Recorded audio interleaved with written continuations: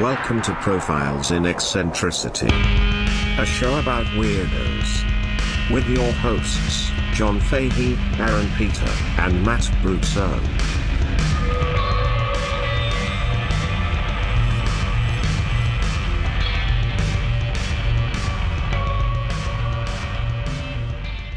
Hello, folks. Welcome to Profiles in Eccentricity. It's a show about weirdos, doggone it.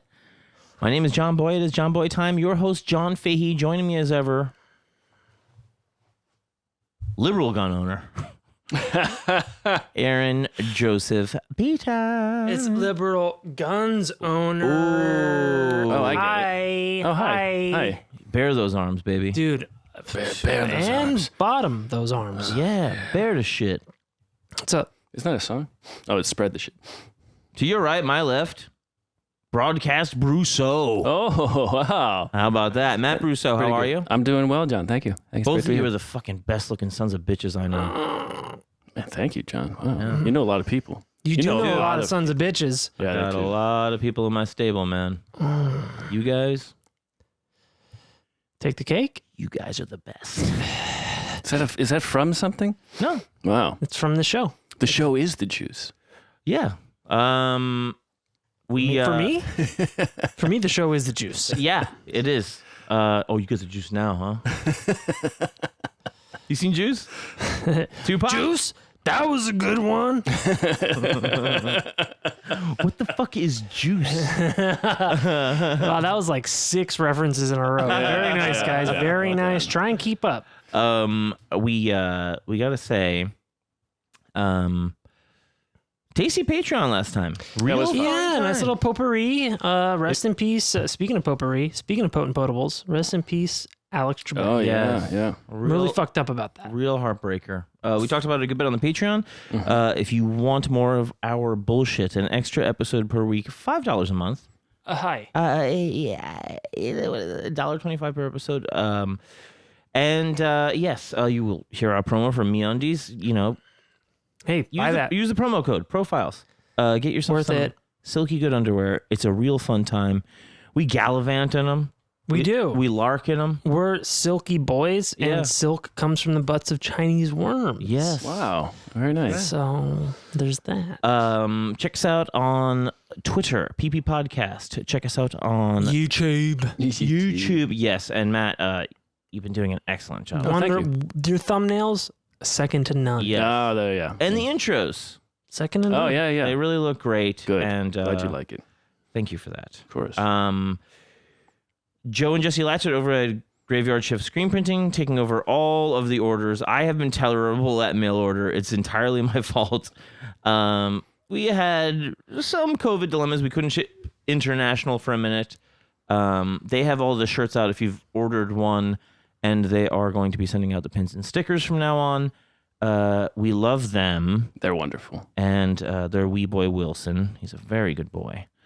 And so I think we're gonna have a new shirt before Christmas, and try to set up a new web store. So if you guys are, interested in some Profiles gear for the holiday times, that is coming soon. And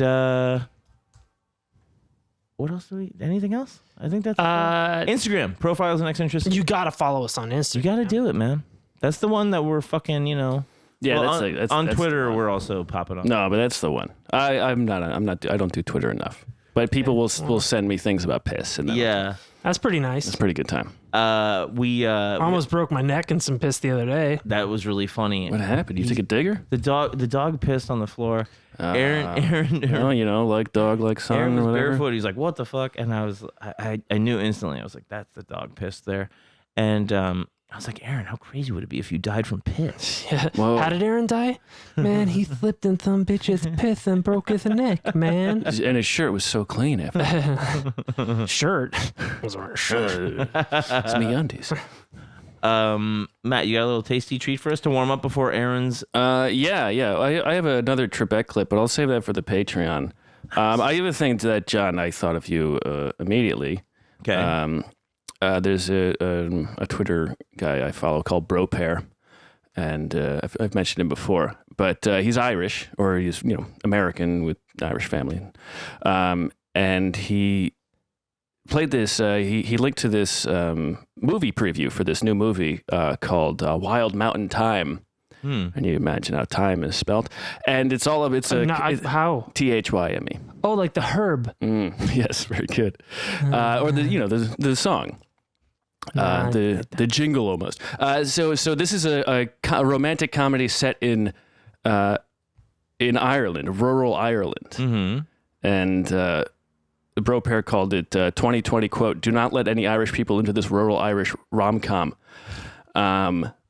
Because he's like, this is the hardest accent for an outsider to imitate. And the actors are Emily Blunt, Jamie Dornan, John Hamm, Christopher Walken. Good God Almighty! And so, John, I just want you to just verify the how realistic. Oh yeah. Oh, this is gonna be good. I mean, Emily Blunt's British. I mean, she's English. She is. Yeah, she's got the best shot. She'll do the best of this. I think Jamie Dornan too. Hold on. Jamie Dornan is also English. Who's Jamie Dornan? Yeah, 50 Shades of Grey. Yeah. Huh. All right, 1 second. Ever had a dream since you were a child? Child. You couldn't let it go.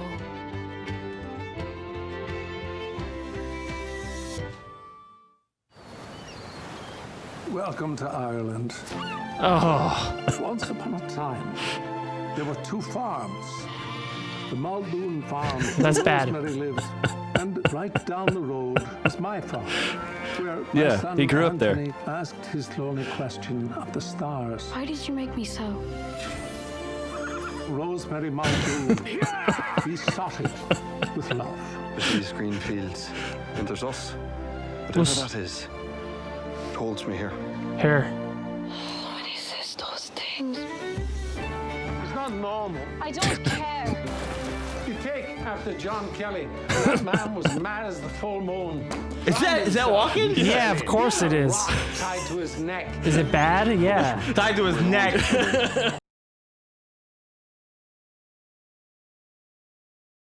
Since you were a child. Child. You couldn't let it go. So put the gift It's like in it's kind of it reminds me of The Departed a little bit. When you're like, It was he that kissed me. This sounds like the trailer for the story of Bodil Joins. Horses and he kissed me. yeah. I don't like a fight. Who does? Okay, enough of that. And my farm was down there. I heard 2 phrases that sounded authentic. I don't actually think it's that bad for Christopher Walken. But don't qualify it. It's bad. Yeah, but I mean, it's. I didn't think he was even capable of getting anywhere near that close, because when have you ever heard Christopher Walken Tried to do anything like that, yeah. Yeah, and also, where is Christopher Walken's accent from at all? He's from New York. I think it's from outer space. Yeah. Mars. Born and raised. Born and raised on the plains of Sidonia. Yeah. In Mars. From another planet. You don't get it. And the future as well as the Mars. It's a thing. Like, I thought, like, I'm walking on the moon. I thought, was that like a thing that was like, like chants back when, where they go like, I wonder if I was the only guy that sounded like Jack Nicholson. Like, well, he's a star now. Nobody else sounds like that. And then Walken's like, get a load of this. Wait till they get a load of me. Yeah. I think it's kind of What this town needs is an enema. And then Christian Slater comes along and he's doing the same thing. It's like, what city are you from? Wait, what is this? Where are both of you from? Did you stutter while you read? Or like Natasha Lyonne.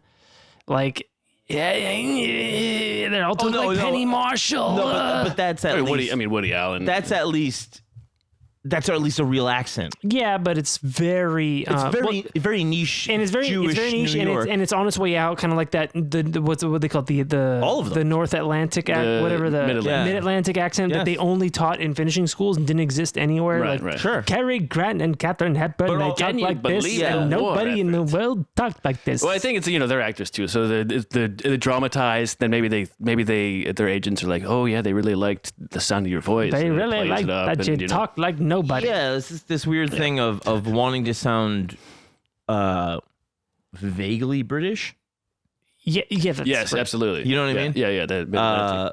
But in general, the regional accent is dying out. So Natasha Lyonne is like one of the, like holding on to a very, very, very niche thing. But also, It's like being an Islanders fan, yeah. it makes sense, kind of, especially in the Jewish community, because it's already Sure. very insular. And but yeah, with Nicholson and fucking Walken, I'm just like, guys.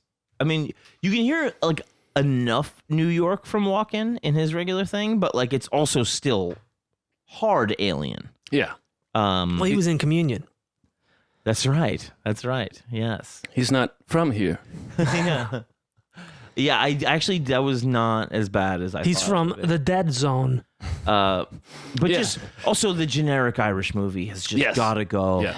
It's like, well, but you said you loved them, and you're like, who gives a fuck? Yeah, what else do they do out It's there? like, but there's sheep out there that need tendon. And you're like, Generic Irish movie. Was Breaking the Waves Irish? it's just like, Wait, what? Breaking the Waves? I don't know that one. Oh, big one. I think fucking Far and Away, like, you know, and well, like, Far and Away, that was with Cruz and Kidman, but I think Breaking the Waves had fucking Gleason in it. I think. It's about surfing. Don't get me wrong. No, that's the thing. They talked about that on SNL. They were like, Breaking the Waves, not a surfer in it.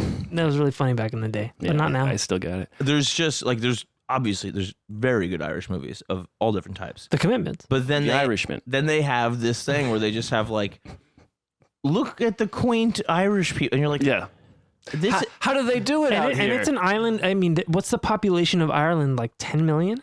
No, Give or take. Not even. I would say Give or take 7 5. tops. Wow.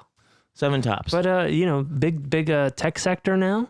But also, Very good place to special. hide your Very money. special land. Yeah. yeah, and the diaspora is Bigger than the enormous. Yeah. But akin to Jews. but it's just, to me, I guess maybe because I grew up around it, and that was also like, being played up in my parents' Irish restaurant so much that I'm like, Sure. this is the most fucking, like, to me, it's like almost racist. You want the TTT salad? I'm like, what is this? are we acting like we're cute? Yeah. And not people? I mean, can we have some fucking dignity? Like, Well, that's why at least the fighting Irish mascot's fucking wasted. Yeah. I mean, yeah, like, it's just like, there's things about the culture to play up, and being a simple country people is not really one of them. Well, I just thought of something that I think maybe we should discuss the next the Patreon Beth episode. Klingon? Like, does America pervert those Everything? stereotypes in a way that are become bigger than the reality, that it almost like Yes. Print the legend. yeah. Yeah. It's the Liberty Valance thing. Yes, Sure. yes, that's right. Print the Which we did watch. Print the legend. Yeah, and I wonder that too with things like people in Italy. Are they going like? That's a spicy meatball. Are they going? Are they going like? Hey, those Italian Americans, like the people that lived here? What's with the fucking pizza? Yeah. They're apeshit about this pizza. Yeah. It's like just another thing for them. Yeah, they're like, we have way better stuff. It's like, yeah, like they're kind of going like, But here's the thing. Pizza's dope. It's pretty great. of course, That's yes, but it's like, Yeah, the tomato's a New World fruit. yeah, There was also potato, New World tuber. Didn't Right. exist until the New World. Yeah. They founded a New World. yeah. Yeah, St. Patrick's Day, Same thing. all day. The restaurant sell fucking out of corned beef and cabbage. Yeah. It's Jewish. And then just It's random Jewish. It's just a poor person food in New York. random American people are just puking green all over the place. You're like, what the fuck is you need an excuse to get completely wasted? I You're know. going to do it anyway. Yeah. All right. And an excuse is nice though. It is. Yeah. No, because An excuse is nice. people that drink Are gonna do it anyway. seriously do not want to go out on New Year's Eve or St. Patrick's That's Day. right. That's why because we don't do it. It is amateur. It's amateur hour. It's amateur night, and it's a shit show. And it's people. I mean, like, you don't have to get drunk at all. Like, you just carry on with your life. It is tough though when everybody else is fucking wasted. Oh Or yeah, I not when can't. they're wasted, but like when they're getting drunk. When they're all wasted, you're like, fuck all of you, and it's easy to Yeah, leave that. and they're all really bad at it. So it really is a nightmare. It's true. Yeah, they are Poisons the bad. bars. Yeah, though, don't. I mean, professionals like us don't go out on Cinco de Mayo. We don't go out on those Right. nights. Don't go Those are the down nights. on- Those are the nights to stay in National Yeah. Chop Day. I'm not because the out. internet's good. The internet. The internet's good that night. Big fan of you. So, Aaron. So in light of recent humiliations, Wait, what did? Should I be aware of this? no, I Well, that's a reference to The Sopranos, first of all. in light of recent. Well, I mean, it's not really. I just wanted to say that, but the social unrest, political uncertainty. Yeah. And to quote dearly departed friend Richard Bain, I bought a gun. I already have one, but I bought another. I bought a Winchester shotgun. Yeah. SX4, Right. semi-automatic. Semi-auto. Most guns are semi-automatic. Right. But so how many shots is that? 3+1. Oh, okay. It's 3+1. What does 3+1 mean? It's a party. 3 and 3 in the carrier and 1 in the chamber. Okay. There's no clip. It's a shotgun, so it doesn't have a clip, but it will hold 3 in the carrier, and then if you pull back the bolt again, you can have 1 in the chamber. Okay. So pull the trigger once, twice, 3, 4 times. Bang, bang, bang, bang, Okay. bang. You can shoot that. So max, you got 4 slugs or shells with buckshot. yeah. So there's no clip. How do you get it to go off? You pull the trigger. Oh yeah, that's the G spot. A clip is a magazine. I was trying to make a really bad clip joke. Oh, no. I couldn't figure out the word. I can't find the clip. I don't know if my gun has a clip. I can't find it, but I like to pretend like I know where it is. I can make it get off or go off. There you go. See, that's the wording. I was. Yeah. Damn it. Can we stop and I'll just... It was shotgun of the year last year. That's right. Wow. I found that out recently. That is... And that was it was and that's per volume. and that was a kind of like a come from behind kind of win, wasn't it? Yeah. Oh man, it was neck and neck with the fucking Browning and actually Browning owns Winchester now, and I think it's actually Browning is owned by a Japanese firm, so it's not even an American gun anymore. They're all owned by the Koch brothers. We're the Koch brothers. Come on.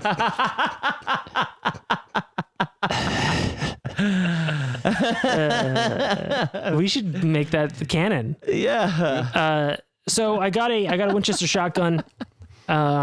You guys know this, that I've got a Kimber 1911 45 caliber. Now that's canon. It is a cannon. I mean, people have brought it up to me that listen to the show. They go like, "You should mess around with Aaron's Kimber." I was like, "What do you say?" What? The Kimber, it's made in Yonkers. It's American made. In Yonkers? Yeah, it's made in Yonkers. Wow. It's 45 caliber. Grandfather Pat Gilroy used to live in Yonkers. Hell yeah. Yeah, and I noticed that none of them are there anymore. Well, it's because they got so many guns. Anyway, so I got this shotgun.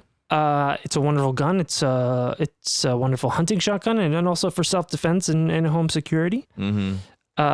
Also, it's just, listen, man, guns are cool, dude.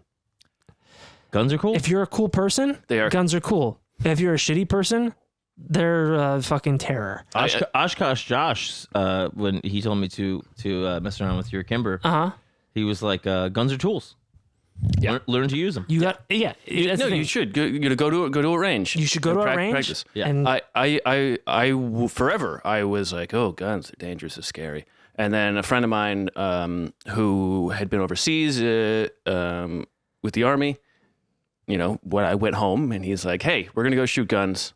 You're gonna learn how to shoot guns. Yeah. Mm-hmm. And so he was like, okay. Here's the thing: if there's a gun, it's always one in the chamber, no matter what. If you pick up a gun, never point it at anybody. Never point it. You say assume it's loaded. Always assume it's loaded. If you pick it up, you say here's the thing.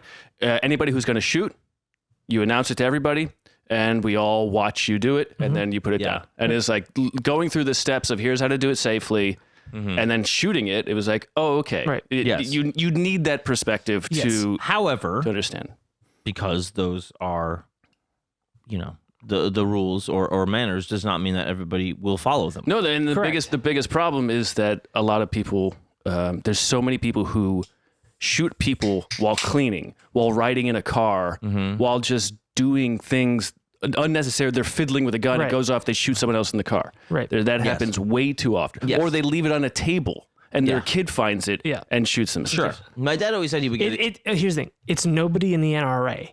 I don't like the NRA. They're not what they were 30 years ago, but it's not NRA members that are accidentally fucking killing people. Well, it might be because there's so many people that are part maybe of it. Boogaloo Boys or whatever, but what I'm saying is there's so many people that are in it. Some. Yeah. But people who are give a shit about the well-being of their weapon and their and their it's usually people who are very cavalier about guns. They're Absolutely. buying it on the street. They're buying it secondhand without filling out the necessary paperwork. They're not getting it from an authorized dealer. They want to show it off. They want, yes, they're buying it because it's cool. Yeah. It's not gun enthusiasts that are usually killing people. Right. Well, those guys are also enthusiastic about it. It's usually murder enthusiasts, which there is some crossover with, of course. Yeah. But it's just to dispel some myths. Whatever you qualify as an assault rifle is not responsible for most murders or gun violence in this country. It's handguns overwhelmingly. That's why there is at least in California, there's way more restrictions on purchasing a handgun because most gun violence is from a handgun. And the reason for many of these restrictions is because often it is a quote unquote crime of passion. Right. Right. I want to kill my fucking wife, whatever. And so, there's a 10-day waiting period or, the 10-day background check and waiting period in California. And even also with the shotgun, with any long gun, there's also the 10-day waiting period, although you can buy multiple at a time. And in California, ammo background checks, et cetera. And there is an insane amount of spousal murder. It is a big issue in this country. Just don't talk back. No. No, the problem is all these men, all these husbands are talking back. Yeah. Okay. Yeah. What do you do? What would you think? They don't know she's got that cozy little 22. She's got the little 38 special. Or he. Well, you could have marriage doesn't have to be between anybody. No. It could be two guys that don't like, or two women. Couple fellas. Yeah, you don't hear much fellas. about that. Fellas, your background check's ready. Yeah. Yes, there's of course dutiful ways to handle it, but it is a weapon that is, it's a tool that is the prime, it is meant to end somebody's life or severely injure them. A drill is a tool, but it's not built to end somebody's life. Yes. The car is and you are statistically more likely to die once one is in the home. Yes. Which is what makes me think you're gonna kill me. Is that what you're doing? Am I gonna kill you? It won't be with a gun. What? Oh God. No, John, it'll be with me. How was dinner last night? Huh? What? Huh? Oh, the one that we both made? Oh, but I made the pork. Yeah, but I made the asparagus and the fucking. Well, that's mushrooms. what that we call that is mutually assured destruction. Yeah. So I'm bringing vegetables to a meat fight. You dirty diggle. Like a mug shoveling Mick bringing asparagus to a meat fight. Shotgun. Anyways, the gentleman who helped me with the oh my God, Trebek, fuck, and Connery, they got to do Saturday. They better have the best Celebrity Jeopardy ever. You know they won't. Yeah, probably, but they might bring back. They might get Hammond and Farrell. We should hologram both. Chris saying They're both alive. Chris saying Connery and Trebek are in heaven sharing a cocktail out of a leather glove. A leather glove. So funny. You drink beer or wine out of this. A leather glove. All right. So, anyways, we can get carried away with gun talk. So I got a Winchester shotgun. Yes, it is cool. It's super fucking nice. Kind of a good feeling gun. It's a good feeling gun. It's not like sexy, Yeah. It's just a fucking sweet, effective gun. And the Bill Burr had a special a few years ago where he talked about getting a gun and shotgun pistols you missed all the time. A shotgun, somebody breaks into your house, you're not missing. right. Yeah. Right. And am I afraid anybody's gonna break into our house and rape me? No, but we had shit got stolen a couple days ago. There was a guy here just last night. Tried the door. No shit. Yeah, he tried the door, and then I heard him try another door. I look outside. He's trying all the fucking doors. There's a car with its hazards on, and I see this one guy out leave. I try to take a picture of my phone. My fucking thanks Google. My phone says, "You want to try out Google Lens?" And then I couldn't take a fucking picture. Jesus Christ. It was trying to be like, are there things? Anyway, Stop trying to upgrade me. Anyways, yeah. so but I imagine like he comes in here. What are you gonna do? I was gonna if I stab him, what happens if he gets the knife? So right. So I thought maybe a taser. Then I thought, what if I just got? You should get one. What if I got like 2 hammers and taped them together? That'd really do it. Taser would be nice. Yeah, taser. Yeah. You tape the hammer. Tasers are dope. Or that electrical rod. Oh, yeah. That too. Yeah. Is that a taser? No, it was the one that... An electrical rod? What's that one that you have? That's a taser. Yeah. Yeah. It's a taser that's also a baton. Yeah, that's what I like. Listen, I'm in a high-risk industry. This is... Shock him and beat him. Shock 'em and beat 'em, John. That's how we do it. So, anyways, it's really cool, and I decided to be in honor of the Winchester name. It made me think of all those, growing up watching like History's Mysteries or In Search of or Aliens. all that other shit. Death Valley days. The fucking what's the Hitler's one with the Unsolved Mysteries and all that shit. yes. The big thing growing up was the Winchester house. Yeah. Oh, right. The freaky Winchester. I didn't know about it till way later. What's way later? Like since I moved to California. Well, I only realized that it is a California house. I thought it was on the East Coast for the longest time. San Jose. Yeah, it's in San Jose. So, and it was always this thing as, the most haunted house in America. Yeah. It's this crazy fucking thing. And so, for those of you that don't know, the Winchester House is this gigantic mansion just outside of, well, technically in San Jose. And it's got this, it's a national landmark, a California landmark, and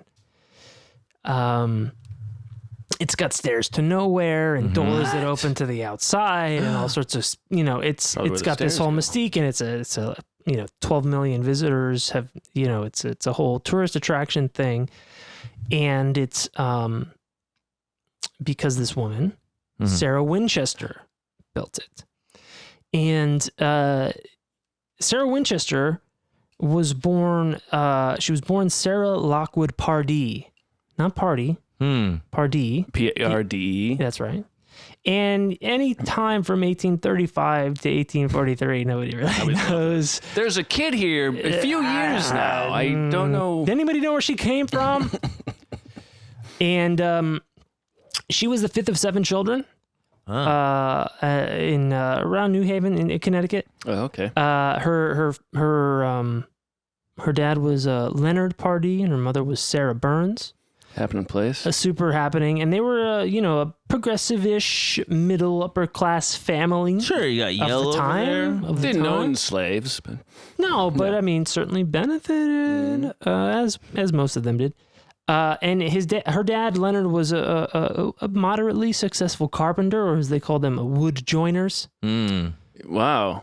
Carpenter almost sounds Latin compared to Well, Jesus was a carpenter. wood joiner. He was a wood joiner or a carpenter, whatever you want to call it. And later he would actually go on to making to make a real fortune constructing and selling ambulances to the Union Army. Well, he was car joining. Yeah, he was wood joining, and then joining the wood to wheels. Wheel joining. And then the wood to horses.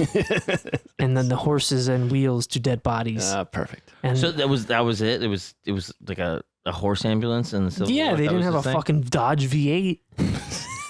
Well, if they had Could have had a V8. if they had like 100 horses, right? Yeah, 100 or more. No, I mean, but this people It's funny to think about ambulances back in the day not being ambulances. I know it is worth. I mean, that the they were- ride would probably fucking kill you with these fucking. Well, that's why like people like Claire Barton were so renowned because these hospitals had to take care of people that so many people were dying on the ride there. on the ride there. So many legs. There was just no idea of the medical attention that was necessary for all of these It people. wasn't until like 1880 that they figured out washing hands. We've talked about this on the Yeah, show. yeah, Like, maybe I won't dig my hands on a corpse and then burr the baby. Right. And a combination of some of it was new weaponry and old tactics. It took, much like the First World War, it took them a few years to figure out that there are better ways of doing these things. They were just killing so many, 10,000 people dying in a day. Just imagine that. What do you do? Most people in the Civil War died of, like gangrene and and illness, like trench foot kind of shit. starvation and illness, as opposed to their wounds. So she, being kind of this middle upper class Yankee family, was Blue blood. That's right. She actually was a bit of a child prodigy. Is that right? That's right. By the time she was 12, she was fluent in Latin, French, Spanish, and Italian, Jesus Christ. which is pretty good. Yeah. That gets Pretty you good. She was either 12 or 16 or 8. I don't know. She was a musical talent. She could play various instruments. She was keen, she was good at mathematics and has some scientific acumen as well. And apparently she was pretty. And they That's the doubted part. dude, there's like a couple. There's only a few photos or lithographs or daguerreotypes of her. Right. Apparently, she was pretty, and they called her the Belle of New Haven. Well, is it apparent to you when you see the lithographs? No, Okay, so she was called the Belle of New Haven. I and- find talent pretty attractive. exactly, and that is, I think, why she was the Belle of New Haven, because by all accounts, she was charming and very skilled and very, amiable, etc., etc. So on and so you'll forth. all see. One day I'll build a Rubik's Cube house, and you'll all perish in it. And here's what I like: she was 4'10". 4'10"? Yeah, Here's what pretty I nice. like. Oh, Pretty nice. Here's what I like. Yeah, she was for- petite. what do you like about that? That makes me look bigger. Cool. I can't speak fucking Italian, man. I can't navigate my way out of a hypercube. But relatively, I got a hug. That's right. That's right. It's the Piper Perry clause. That's right. Yes, very, And it's a choice- Normally it's just a piglet, but with her, it's a the PPC. I'm the Pied Piper Perry.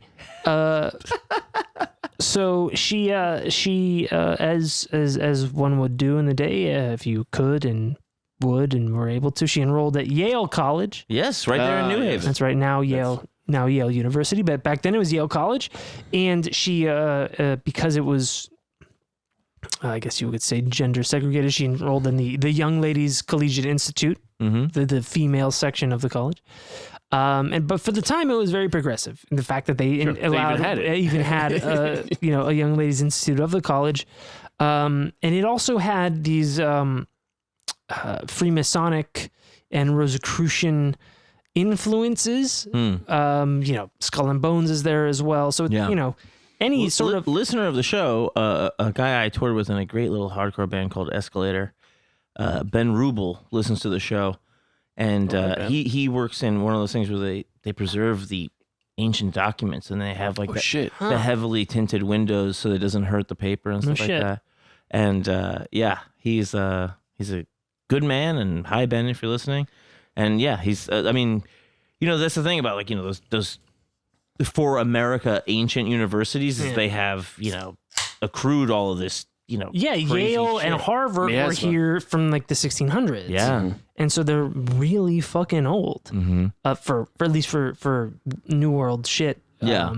And that's part of what also leads them to be seen as this it's all Illuminati shit or whatever. Maybe it is, and maybe it isn't. There's been plenty of freaks that continue to walk through, but also used to walk through. There's a lot of history. I would say that my institution of freakiness is the teak, and that's maybe not so old, but it is pretty. Yeah, I There's just been a lot think going through there. Skull and Bones is another thing for a fucking gang for yuppies. It is. Yeah, It's absolutely. It's really not a lot. There's nothing going on. They like girls in there. All of those rich people are already What does that have to do with it? They're not. It's not Illuminati.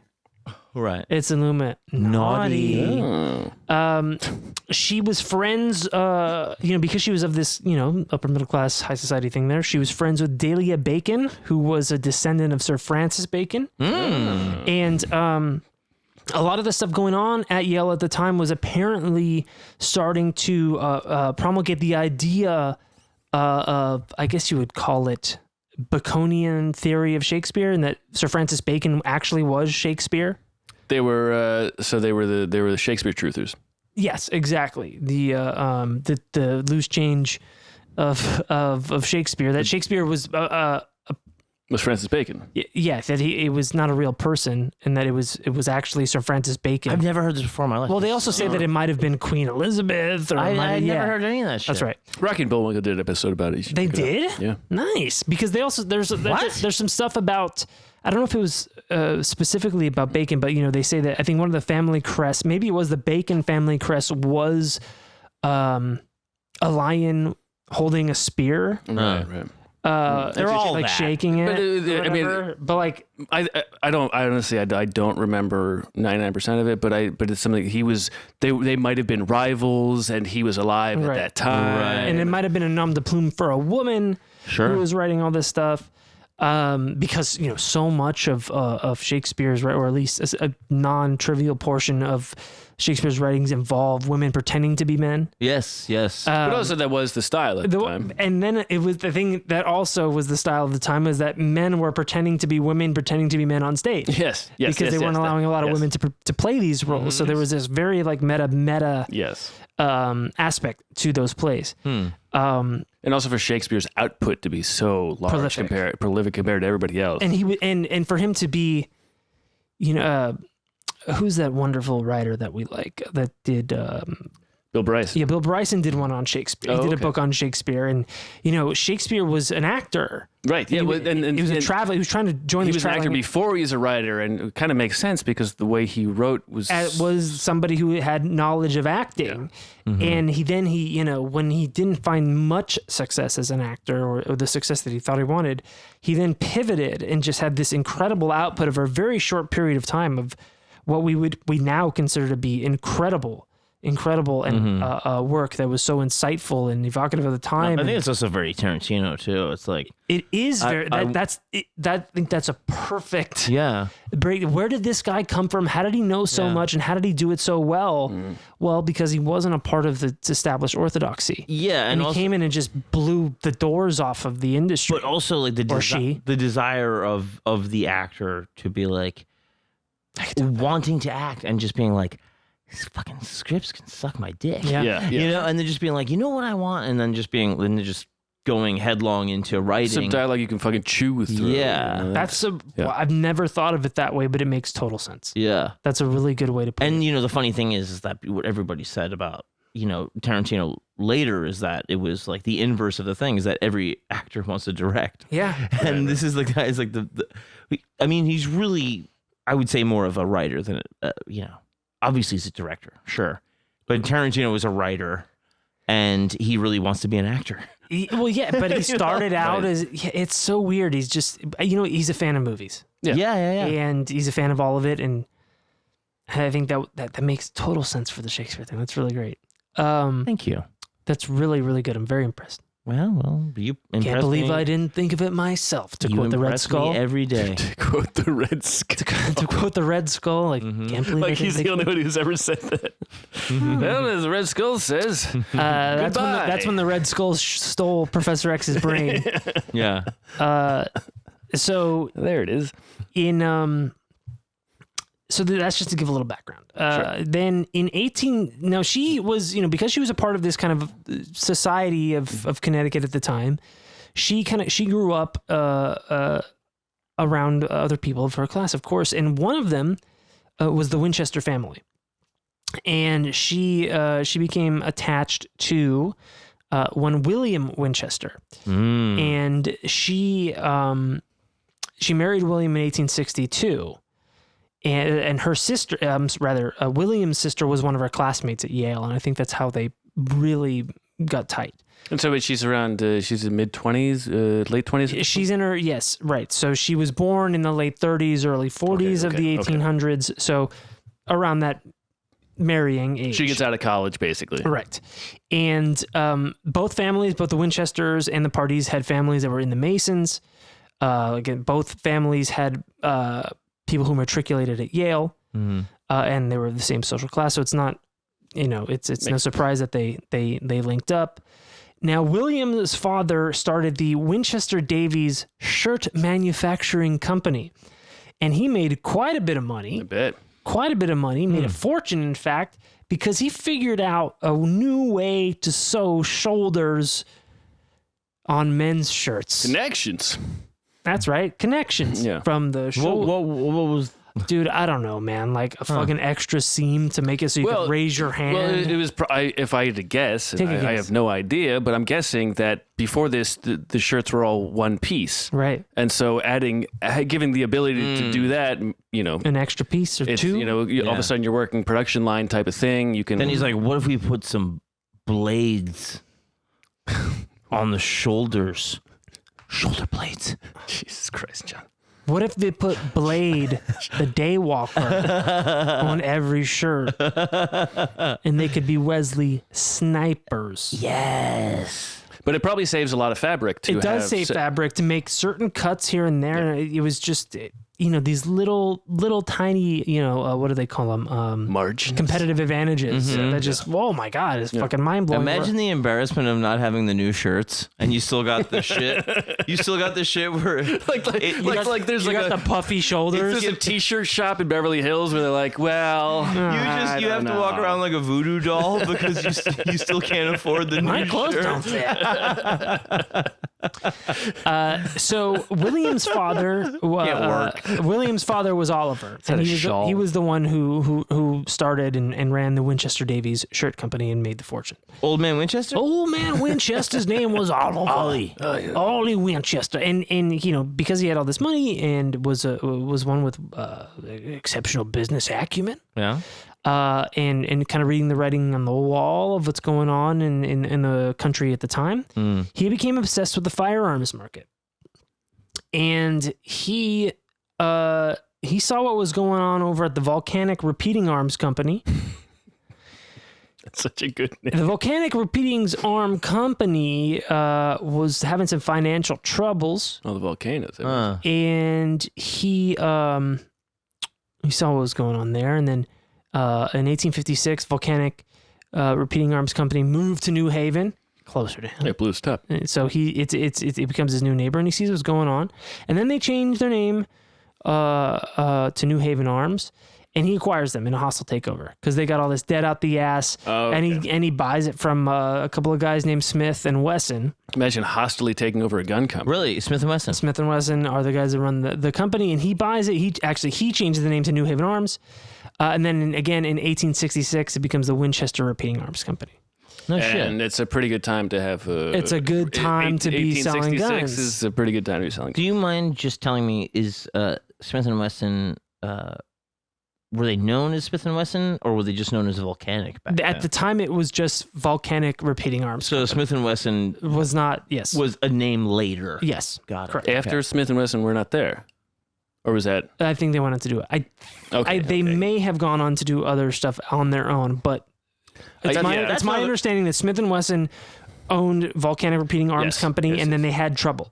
I think there's something. There's a certain type of revolver. It's the same thing with Winchester and Browning now. Like Browning is the first one that made that.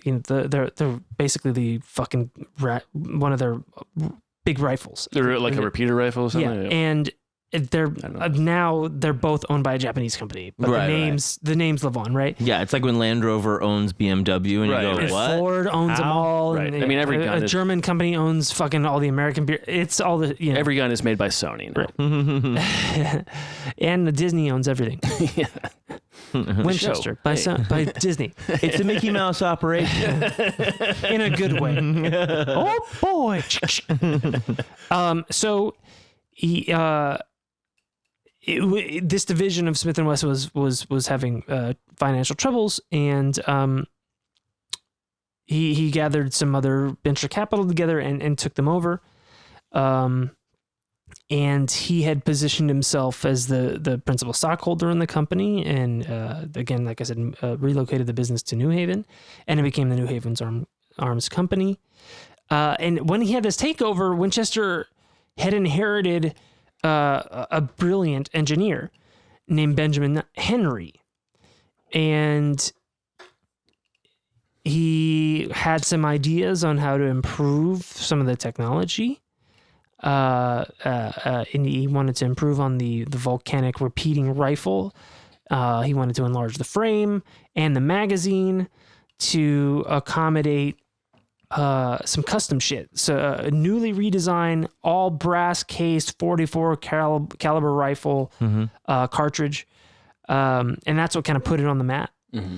And at the time, what did that do for it? It was just a more reliable weapon. So I'll tell you, at the time, it was a lot of front loading shit. Yeah.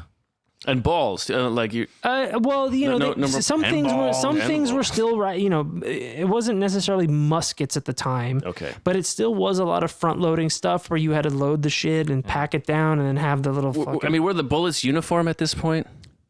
Somewhere, yes. Okay. Especially after Henry. Okay. And you know, rifling is a term for what you do to the barrel and to the actual whatever slug or bullet you're firing. That kind of the spinning. Yeah, rifling is a way to engrave or manufacture the spiral, the projectile, right? So that it spins in the air and it produces a more accurate, right? Right, like in the Revolutionary War, everybody's just shooting knuckleballs at each other, basically. Exactly. And it takes like a minute to do each one. Yeah. And so the repeater rifle, you know, you could repeat it. It had on the grip, it had, you know, you had your hand in there and you could just keep moving it up and down, back and forth, and that would load in the next cartridge. Okay, right. So having a cartridge that had the gunpowder in a combustible shell and the hammer or whatever the trigger mechanism was would ignite it, cause the explosion, and fire the projectile down the barrel in rapid succession was a fucking game changer.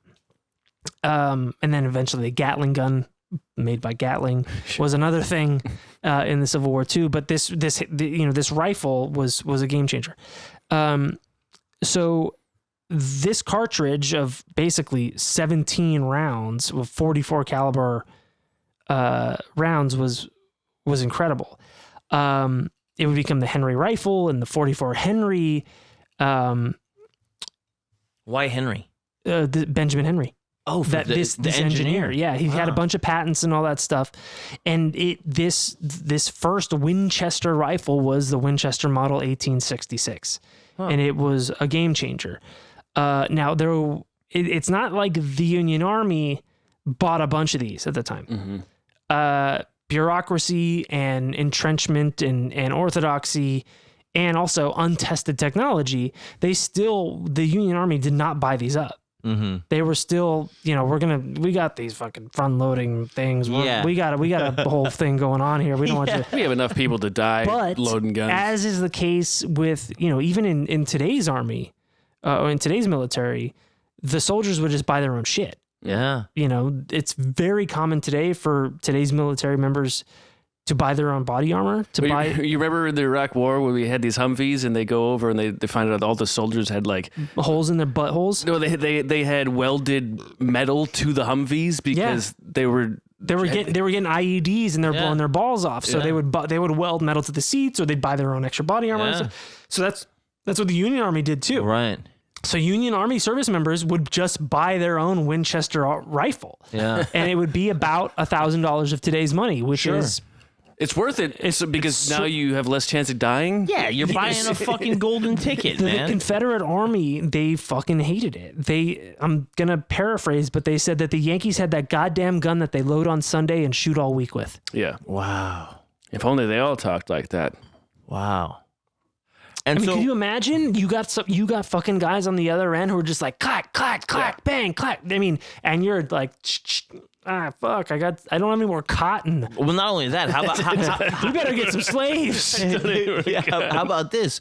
You're one of the guys on the Union side, still with that fucking thing of like, oh well, we got all these contracts with the exploding hand cannon. Yeah. Or it might fucking kill you if you fucking push the s'more down too far. Yeah. And like s'more what? And you're like, what the fuck am I doing? This guy over here is just like murking everybody. Right. They bought their own shit, and it was still successful, even though it was just up to the individual soldiers to do it.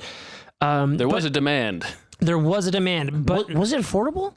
Like it was basically the equivalent of about $1,000 of today's money. Okay. And you know, but a lifesaver. Total lifesaver, rifles in general. I mean, there's a charge rifles at you. Are anywhere from $700 to and up, but $1,000 that's pretty par for the course. Yeah. But $1,000 is $1,000. But and I don't know if this was the case then. If it's the difference between life and death and winning the war, it's fucking worth it. But at least now, guns don't lose their value. The guns do not lose their value. Yeah. End of story. And I don't know if that was the case back then, but maybe I don't know. I'm speaking out of school, but I feel like it was even more the case back then because they were simpler. Yeah. Just even less moving parts. Yeah. Maybe because part of it was wood or brass. Maybe that has something to do with the longevity of it. But in general, guns don't lose their value. Yeah. Most of the money that Winchester made was from overseas sales.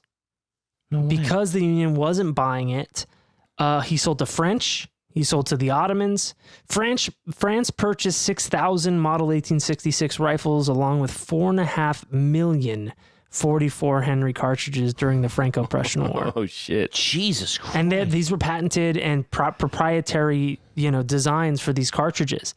The Ottoman Empire purchased 45,000 Model 1866 rifles and 5,000 carbines in 1870 and 1871. Later, Winchester would make a fucking fortune with their 1873 rifle, which would later go on to be known as the gun that won the West. Buffalo Bill Cody fired in 1873. Annie Oakley in 1873. Teddy Roosevelt in 1873. There was a movie with Jimmy Stewart called The 1873. The company made the company. Oh wow, this gun's really cat's meow. Gee willikers. The company made a name for themselves as one of the first to mass produce firearms with the ability to fire multiple rounds without reloading. The Winchester. It's still called the Winchester Repeating Arms Company. Smart. And can you tell me about the operation of how that would go? Well, you just keep doing it. It's repeating. Like it. Yeah, no, that's what I'm saying. So I'm gonna show that. So it's that thing where you have like the latch under the trigger and you're going back and forth. Pulling it down. You've seen it. If you, you know exactly what it is. If you've seen, it's the BB gun. It's the BB gun from the Christmas Story. Yeah. The repeater. Yeah. It's the precursor to the semi-automatic rifle. Yeah. Right. There's bolt action rifles where it's like Barry Pepper in the Saving Private Ryan, where you pull up the bolt, you pull it back, and then it loads the next gun from the carrier into the chamber. But a repeater or a semi-automatic is a much quicker. And then what is the carbine? But I don't know. Should we take a little break and look that up? Yeah. Yep. All right, let's take a break, folks.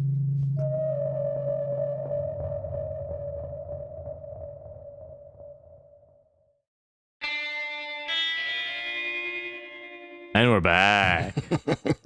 So to clarify, a carbine doesn't have anything to do with the magazine. The magazine, Oh, okay. It's the consensus now is that it's basically a semi-automatic rifle with a barrel under 20 inches long. Maybe it has extended capacity for rounds, but it's a shorter version of a rifle. It makes it more maneuverable, maybe better in combat as opposed to hunting. Right. Carrying it around all day. Exactly. Young trophy wife. It's funny, like these just ideas get stuck. Yeah, you just get in your head. Yeah, I've heard a thing about the M1. The clip. Right, or tough. you hear an M4 carbine. You playing Call of Duty. You think it's a fucking full auto or something. But carbine, I guess it has roots from the French carabinier. Roots. Which literally translates to rifleman, and carabiner. It has to do with I guess a shorter barrel, makes it more maneuverable. So that's what carbine means. Cool. So let's see, where were we? We were talking about Henry. We were talking about the popularity of the 1866 model of the Winchester, and then the 1873, which was the gun that won the West. Incredibly popular. Was popular not only with what eventually would be infantrymen, but also with civilians and just good old fashioned cowboys of the West. Would be used during the American Indian Wars. Those aren't official wars, but I mean the genocide. Yes. When they say won the West, they don't mean like it was like. But they were also popular with Native Americans when they gave their hands on them. It wasn't the lotto. Yeah. It was killed all the people who were living there and then made them live somewhere else. Right. And many of them died of disease. Most of them died of disease. Yes, that is true. And many of them died at each other's hands. It wasn't all fucking lollipops and rainbows before white people got No, here. of course not. That's very true. But it didn't get any better. Yeah. Certainly The did white not. man did not make it any better. Yes, and then once also they had basically surrendered, we broke every promise we made to And them. then we gave them alcohol and guns Yeah. and And horses. And then we stole their children and forced them to go to smallpox. school and become white. Yeah. And then we thought we'd top it off with a casino. Yeah. And then we'd name our sports teams after caricatures of them. Yes. It was... John, you know about that, the Fighting Irish? True. Yeah, I do know about that. So between 1873 and 1923, over 720,000 Model 1873s were produced. So 750,000 1873 Winchesters were made and sold in that 50-year period. Okay, it doesn't seem like that much. At the time, but I guess there at the weren't- time there were maybe there was no 100 machine. There's no mechanical, electrical machine shops. Right. Those were all handmade guns or assembly line made guns. And the population was not 300 million. It wasn't 200 million. It wasn't 100 million. Sure. I think the population, we can look this up, fill in the blank. The population was in 1923. Yeah. It's also the thing too where you go like if you're the manufacturer, the Winchester family, and you find out like, oh yeah, let's say something like OK Corral. Yeah. How many of your products were present? Right. Or Right. what did Billy the Kid have one? Like that. Billy that did have one. That kind of thing is like Custer's Last Stand, right. killed by a Winchester. Sitting Bull had a Winchester. And he probably had a Winchester with him. Oh shit. Sitting Bull killed Custer. Then did Custer have a Winchester Oh, too? probably. No, I probably had some fucking bullshit Colt. With his fucking name on it. His But you know face what I like a mean? Like fucking just to see jackass. that like it'd get away from you at that level. It becomes an institution. It's like Kleenex, right? Like, Right. Right. Was The it a name- Winchester or was it a Wanchester? Instead of saying gun, you say Winchester. Right. Almost. Yeah, like if you were having like, fucking like political and gang wars and it was like Both sides are being killed by Winchesters. yeah, or Toyotas. You know what I mean? Yeah, exactly. That kind of thing where you'd be like, holy, Toyota, the official car of gang Al-Qaeda. wars. Yeah. it becomes It's funny to see Al Qaeda driving fucking Toyotas and Yeah, shit. exactly. It's like, what? I know. This is the globalist. Hey, it runs, man. So Oliver and his family, they were being mad rich at this time, and so they fuck up to Europe. They take one, not only is his business trip because he's selling it to these other countries at war at the time, family vacation and all that stuff. In that time, Benjamin Henry, he feels like he's getting a little bit fucked over. He's the engineer who did the fucking He's the work. engineer who did the work. He's a carryover from the volcanic arms / Smith and Wesson. yes. He does get some patents in his name and stuff, but he does a little bit of a fucking takeover of the company while Winchester's away. Nice. Especially the way the news traveled in those days. It's slow, It took man. So it's like a month later. how long does You it don't take to get understand. here on a steamship? A fucking month or whatever from Turkmenistan or Constantinople or Yeah, Istanbul, before whatever they leave call the it. telegraph. Yeah. So At least a week. at least.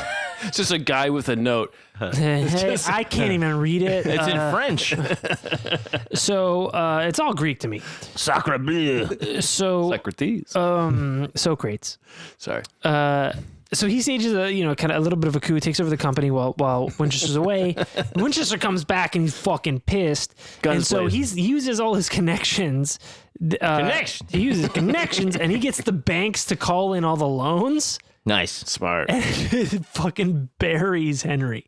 Whoa. It buries Henry. He takes the company back over, restructures, and reincorporates without all his debt because the debt's now Jesus it's taken Christ. it's got wiped out because he buries Henry with it. Yeah. Reincorporates. He's getting old, and he makes William the head of Winchester. William is his son. Wow. Who marries Sarah Winchester. Damn.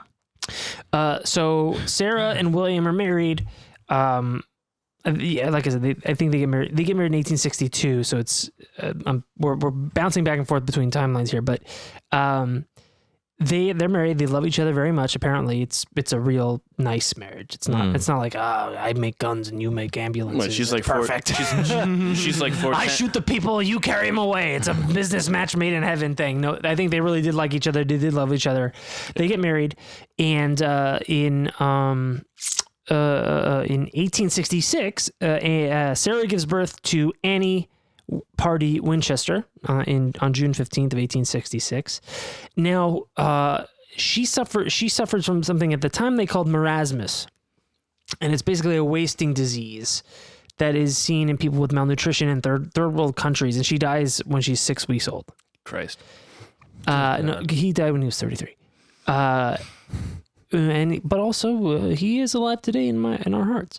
But Annie died at 6 weeks old, and it was very unlikely that it was marasmus. That's a kind of an old-fashioned diagnosis of things. It was something. It was very likely phenylketonuria, which is often called PKU now. They test babies at birth for it, or it's something where their bodies cannot process a particular protein or amino acid called a phenylalanine.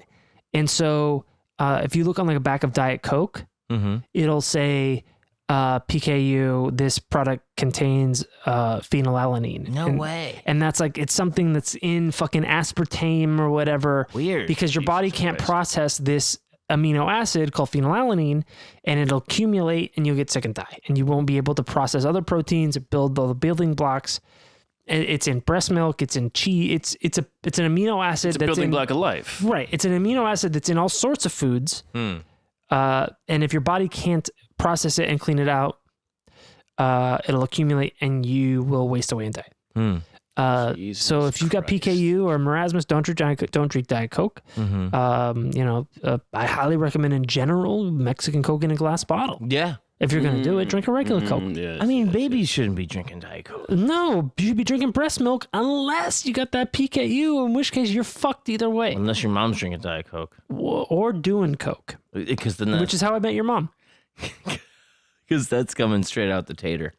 It is real. tater milk is in general, tater milk's the best milk. It really bummed him out. That was great. I really like that. So it's more likely that she had it's a congenital inherited disease called phenylketonuria, PKU, not marasmus. Marasmus is like something they see in fucking kids in Africa. It's a and shit. wizard, yeah. Yeah, it's a catch-all. Yeah, Consumption. Consumption, right? Yeah. Which they eventually, TB tuberculosis.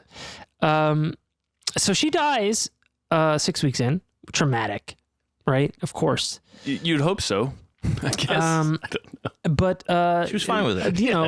Totally cool. I don't want to say they moved on, but they did. Now, they are a very rich couple. They are unburdened by children at this moment. Oh, I'm burdened by children. Certainly afflicted by grief. Sure. Certainly. But they're a wealthy couple, so, they go traveling. They travel to Europe. Yeah. They come back. They, she has, her father was a wood joiner, a carpenter. And they come back, they go to New Haven, and, they fucking, build a fucking badass country house. They sit around by the fire, and they look at plans. They hire all these architects to build a fucking cool-ass country house, right? They got money to literally burn. Right, it's fun. It's fun for them. So they build a fucking awesome home in New Haven. And then in 1880, Oliver, William's father, dies. No. He's old. He's an old man. That's why he gave the company to William in the first place. Sure. He's an old man and he dies. Leaves the company to William. He's already buried Henry. Left him with business-wise, Henry's buried. Yeah. Of course. Dead free dead. Destroyed him. That's right. It was a hostile takeover. And then he was taken over. And then it was a hostile takeover to follow by Henry. And then fucking Ollie comes back from Europe like, I don't fucking think so. Pal. I'm not even into the Mediterranean. I don't know. Here I come. And Here I go again. The name's not Winchester, pal. You're not taking my fucking company. Did you say the name is not Winchester? Christ. Winchester. It's Winchester. It's Winchester. Remember the name. So Oliver dies, and he leaves the company to William. And this is a big company. Yes. they are selling guns all over the world. Yes. Some to the Union Army. You know, it's 18. You know, it's you know, at this point they are selling it to the States now. Yeah, You know, the 1873 is huge, right? Are you telling me they're bootlegging it to the South? No. Civil War's over. This is 1880 now. Okay. Civil War is over. This is the 1873 is the new repeater. Yes. This is the gun that is winning the West. Right. They're capping mad engines. They're capping whoever they want to cap. All right? Are you talking about the First Nation? First Nation, that's right. And so tribal nature, yeah. William dies. Oliver dies. A few months later, William, who's been battling tuberculosis, dies. No fucking way. After his dad a few weeks? Literally months later, like 2-3 months later. Jesus Christ. On top of that, a few months earlier, Sarah's mother had died. So mother, father-in-law, husband, dead. And daughter too, right? Years, about 15 years earlier. So now Sarah's in charge? William dies March 7th, 1881, at the age 43, after a long battle of tuberculosis. Consumption. Sarah becomes one of the wealthiest women in the world overnight. Damn. She inherits 20 million cash and majority shareholder in the Winchester Repeating Arms, majority shares in the Winchester Repeating Arms Company. 20 million is over $500 million in today's money. Yeah, okay. She is one of the richest women in the world overnight. Wow. And then controlling one of the biggest firearms manufacturers in the world. Right. She's got a passive income of about $1,000 a day. Oh, which is sweet. Which is $27,000 a day just on interest. Right. Oh, wow, I could pay for my She's apartment making for 2 years. $27,000 a day just on the interest of what she already owns. Mm-hmm. Which She's is death. Suffering. She's blood money. Yeah. She's loaded. Yes. She's brilliant. She speaks a fucking half a dozen languages. Yeah, but Really? to who? I told you that in the beginning. But Wait, but what to who? languages? Well, I'll tell you again. French, Latin. Spanish, Italian, Latin, English. Well, the Latins have all the money. No. John. If only you knew. No. It's a dead language. It's still You mean dead. Latinx? Them old You mean the Latinx? Romulans? And Remus's? And Remus's. The Please, Remus. Don't Romulus. Please, Hammer, don't Remus. Or Romulus. If you're going to Remus, please Romulus. Yes, exactly. Buy me dinner first. So she's got the wherewithal to handle the company quite well. she's doing it pretty good. Is there any indication that she was maybe also already subtly doing that during the marriage? Or? No. I have not seen any indication of that. Yeah. But also there's no there's nothing to suggest that she was a trophy wife or Of course not. No, they were actually they were friends then, of the same class, in love. She went toe to toe. She had her own interests. people that get each other. Yeah, she was. It seems very much an equal, as much as people could be back then, whites.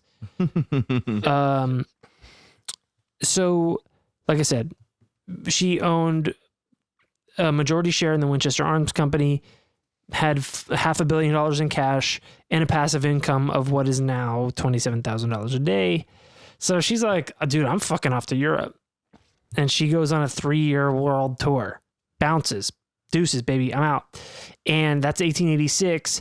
And there's like almost nothing known about this at the time of like the specifics of where she went and what she did. The New Haven Register of the time from 1886 lists Sarah as having been, quote, removed to Europe. And that's it. Well, we know she's out there. Now, what I'll tell you now will make a little bit more sense later, but at this time in Europe, and especially France, something called co-Freemasonry was taking flight, taking off a little bit. Now, Freemasonry, as we know it, and Freemasonry in the States it's one of the oldest fraternities in the world, and it's a true fraternity, basically the only allowed men.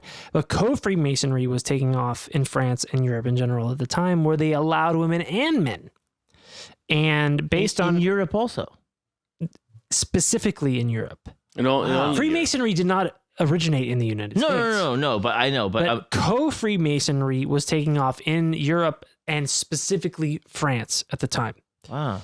And based on her wealth and social status and knowledge of fucking half of the romantic languages, and contemporary accounts in publications at the time of notable women in leadership positions in co-Freemasonry, people theorize that perhaps she spent time within these lodges as she was traveling around Europe.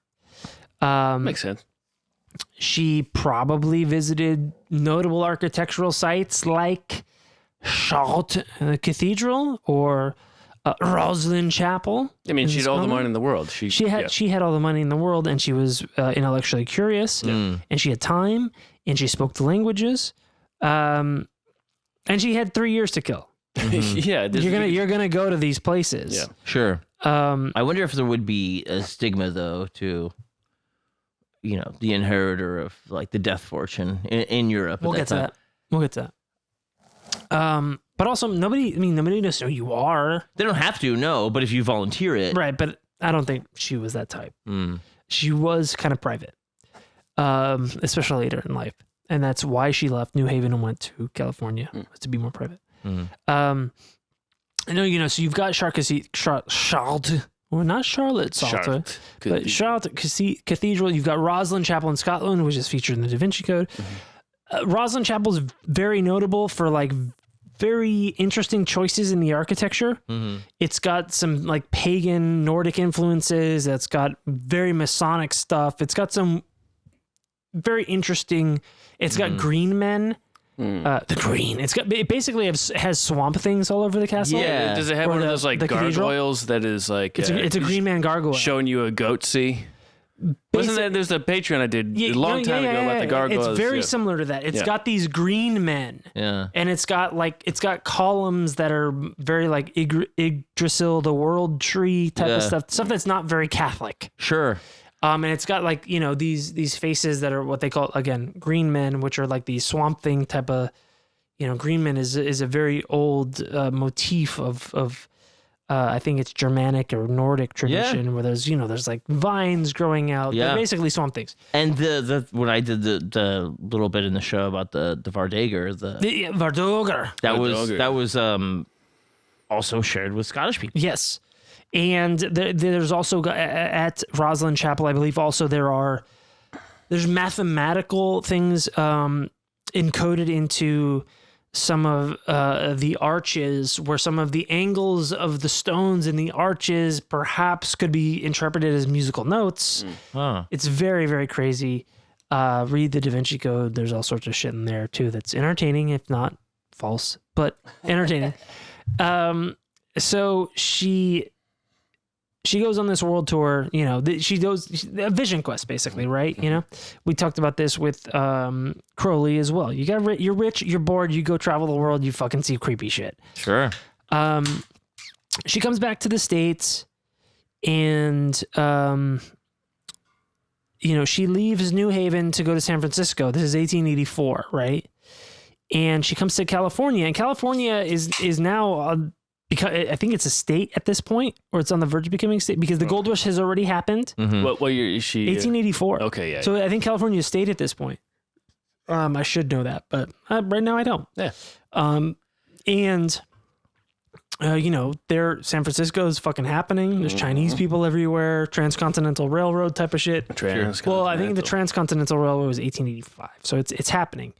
Now she's got relatives here. She's got Pardee relatives from her. And could cis people ride the transcontinental?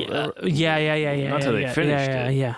But it had to be like fully transitioned. That's what the Golden Stake is all The about. cis people had to be. Yeah. They had to be fully transitioned. Yeah.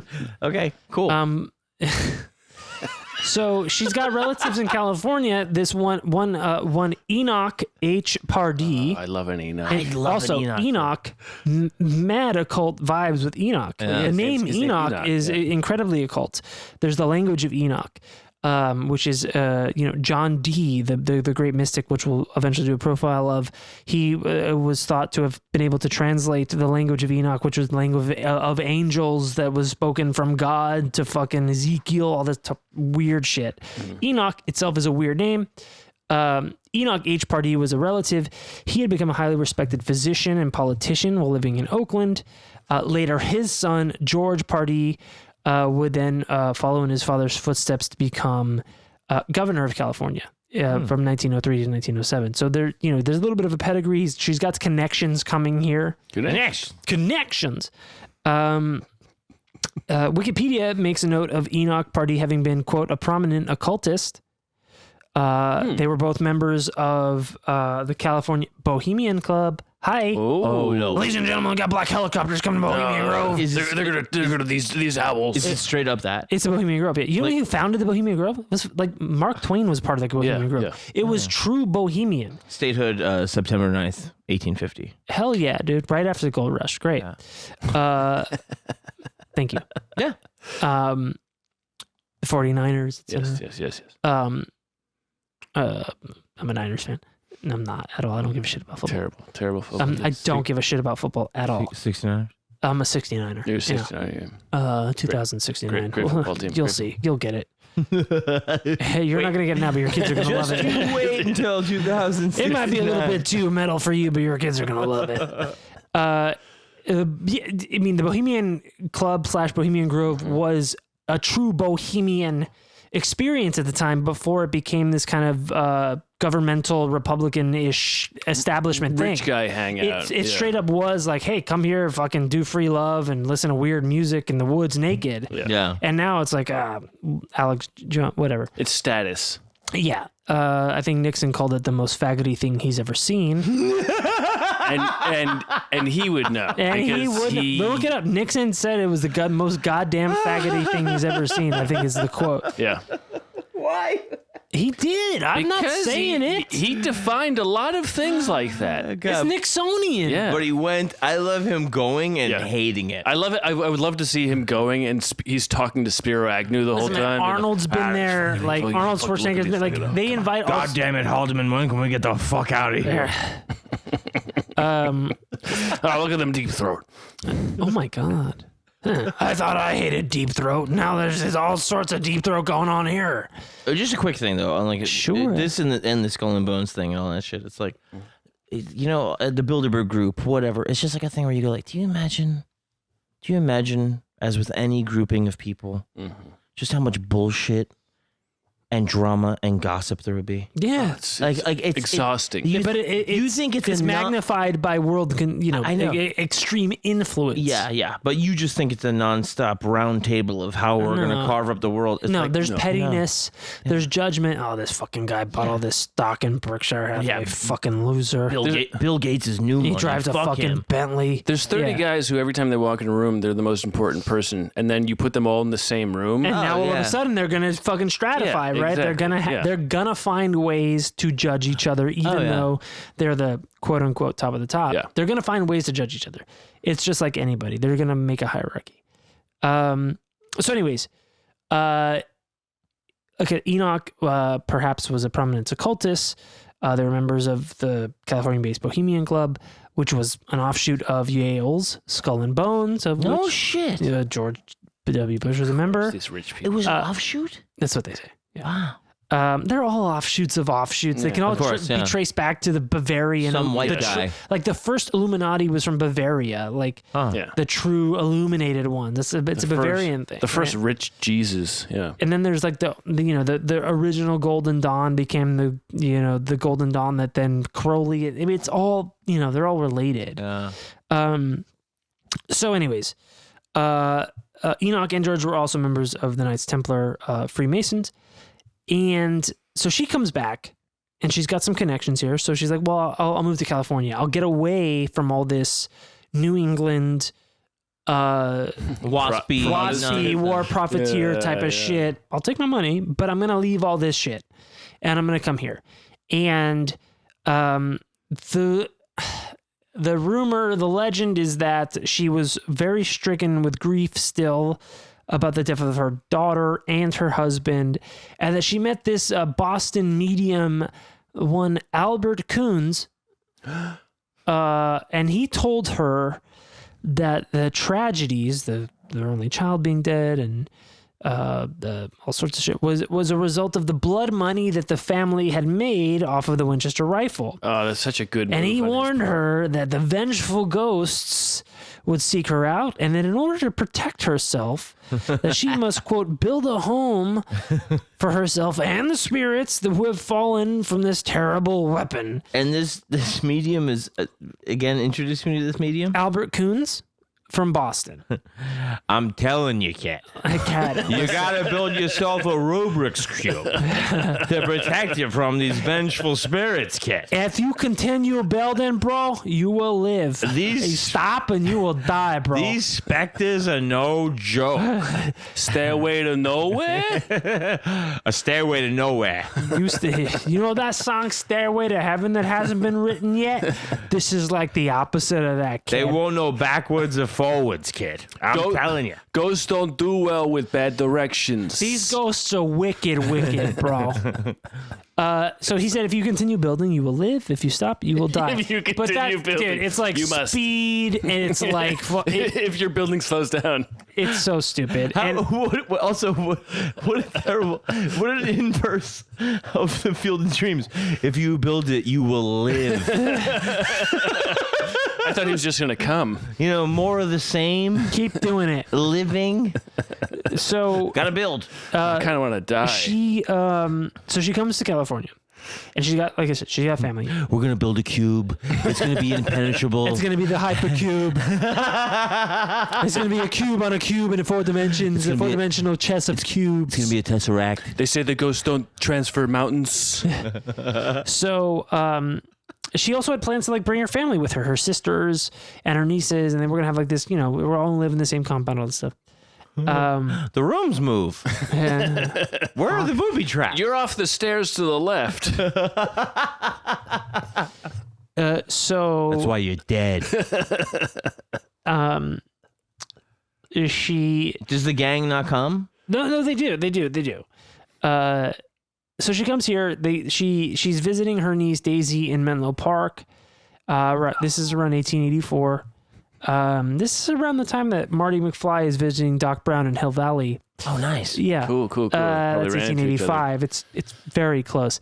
So she's got a guy.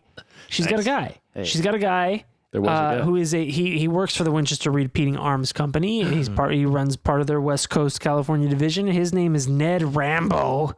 No shit. Surfer. Yeah. His name's Ned Rambo. And he was in charge. He scouted some locations for her. Mm-hmm. Menlo Park, San Jose, Santa Clara. And she shows up and he shows her some of these locations right there in Santa Clara, which is now kind of the Silicon Valley area. Mm-hmm. And she finds it and she's in love with it. And she sees here in Santa Clara, this 3 miles west of San Jose, she sees this this plot of land that reminds her of parts of Spain where she visited, where she vacationed with William, and she loves it. The weather is beautiful. There's fruit groves and nut groves and wine. Exactly. España. And it's good. She's got arthritis, so it's nice and dry and nice climate for her arthritis. Sure. And she loves it. And so she's got a ton of money. So she buys, thanks to Ned Rambo, she buys this 8-room cottage on 160 acres. Jesus Christ, that's a lot of acres. And like I said, she's got a lot of money. She's got a lot of money. So this is nothing, right? Green acres. Yeah. So she I'll take the people on them too. So whether this is a result of here's the thing about this Albert Coons guy. Nobody fucking even knows if this guy exists. Like, there's not a lot of The only thing we knew about Albert Coons is his my name mama wasn't sweeps Albert off the back Coons. porch with a broom. Albert Coons probably, like, there's not a lot going on with this Albert Coons bullshit. We'll get to that later. So she's like, she hires like a crew of like 20 carpenters. Wait, wood joiners. Wood joiners, Yeah. carpenters, Christs, and starts this project of building and rebuilding that pretty much doesn't stop until she dies. Those are the rules. 1886 to 1922, she hires a grip of local builders. 18 what? 1886 to 1922. A grip. I like a grip. That's a grip. good Oh my usage. Yeah. god, that's so And they are perpetually building, demolishing, and rebuilding this place.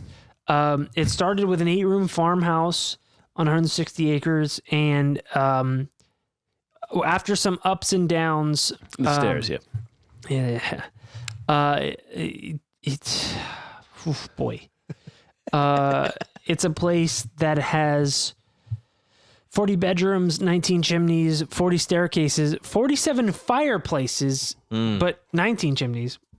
52 skylights, 950 doors, 3 elevators, 2 ballrooms, and 10,000 windows. And she also has 2 other homes in Palo Alto, Los Altos, and Atherton, to each. What the fuck is she? What? She has a fuckload of money. dude. I know. No, but she one of those houses. She's like, this is my normal house Right. to live like a normal This person. is my crazy house. This is where I store the ghosts, and that's part of it. So, the mansion at its height was 7 stories tall and had somewhere between 500 and 600 rooms until the 1906 earthquake of San Francisco, which I think like an 8.3 or 7.8, something like that. It was a 7-story. It fucking crashed the whole shit down, and she stopped going any higher. At one point, it was the country's largest residence, private residence. So How many ghosts died in the quake? How many ghosts? none. How many but ghosts were created? There were some ghosts made. Yeah. I don't know how many ghosts were busted. But busting makes me feel good. It does. Yes. And you deserve it. I do. So she had a fuckload of money. Part the rumor was you've got this blood money, you got to build this place. And, there's all sorts of fucking bullshit legend. Like, she had a seance room and she would go in there every night and then she'd come out with plans for new shit. Right. Yeah. And some cracker, right? That it's some cum on some it? cake. Yeah, light cake. Light cake. It's just a light cake. The limp biscuit. Yeah. Oh, nookie cookie. None of that. Okay. She Guess I gotta eat it. Oh, come on. twist your arm, huh? So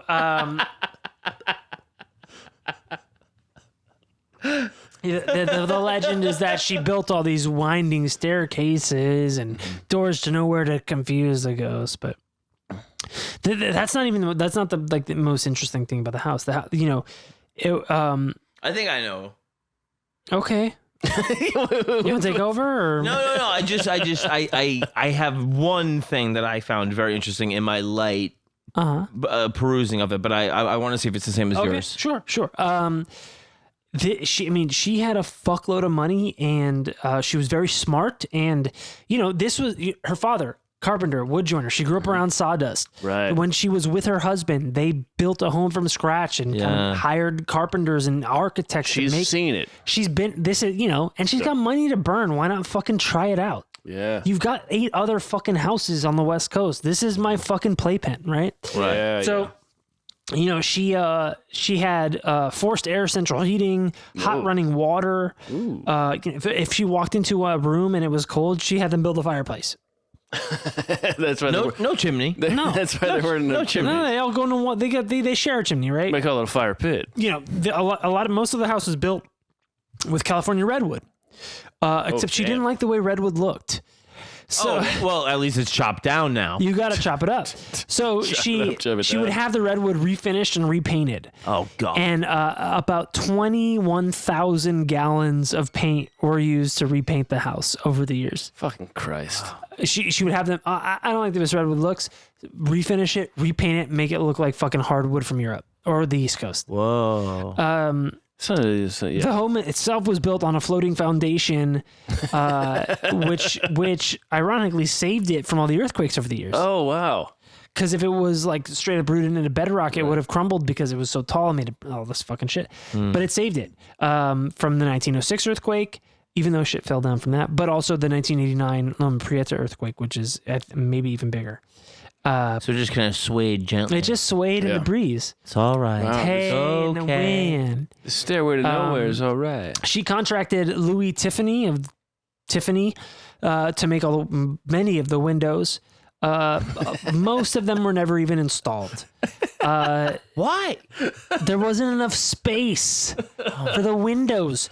She had over 10,000 windows made by Tiffany. Jesus Christ. The most expensive windows. Most of them are just hanging as art pieces from the beams. Fucking Nice. God damn it. One window was made by Tiffany himself, so that when sunlight struck it, Struck it?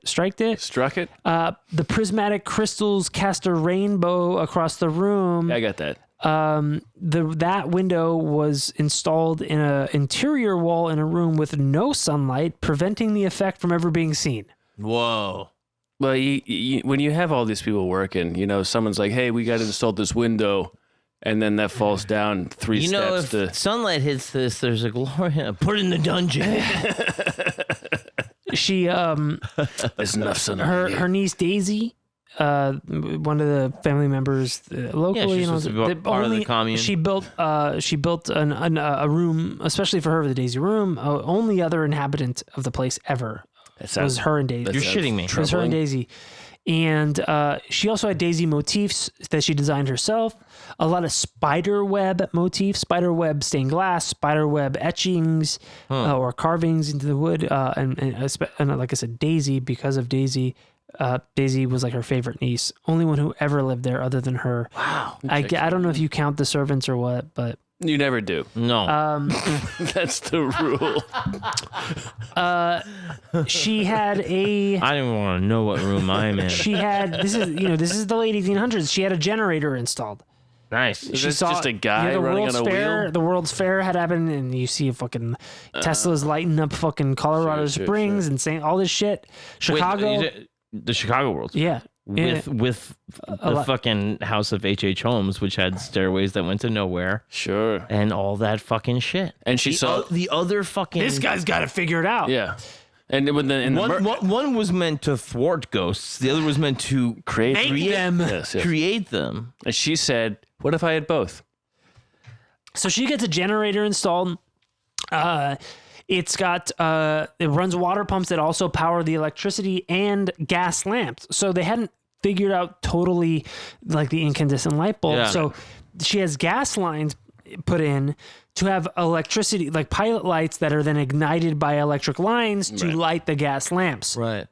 She's got hot running water and straight up running water, which less than 1% of the houses in the country had. You had to prime pumps to get fucking water. Did she have a bidet? No, she did have baths and what was then called a shower. Have you heard of showers?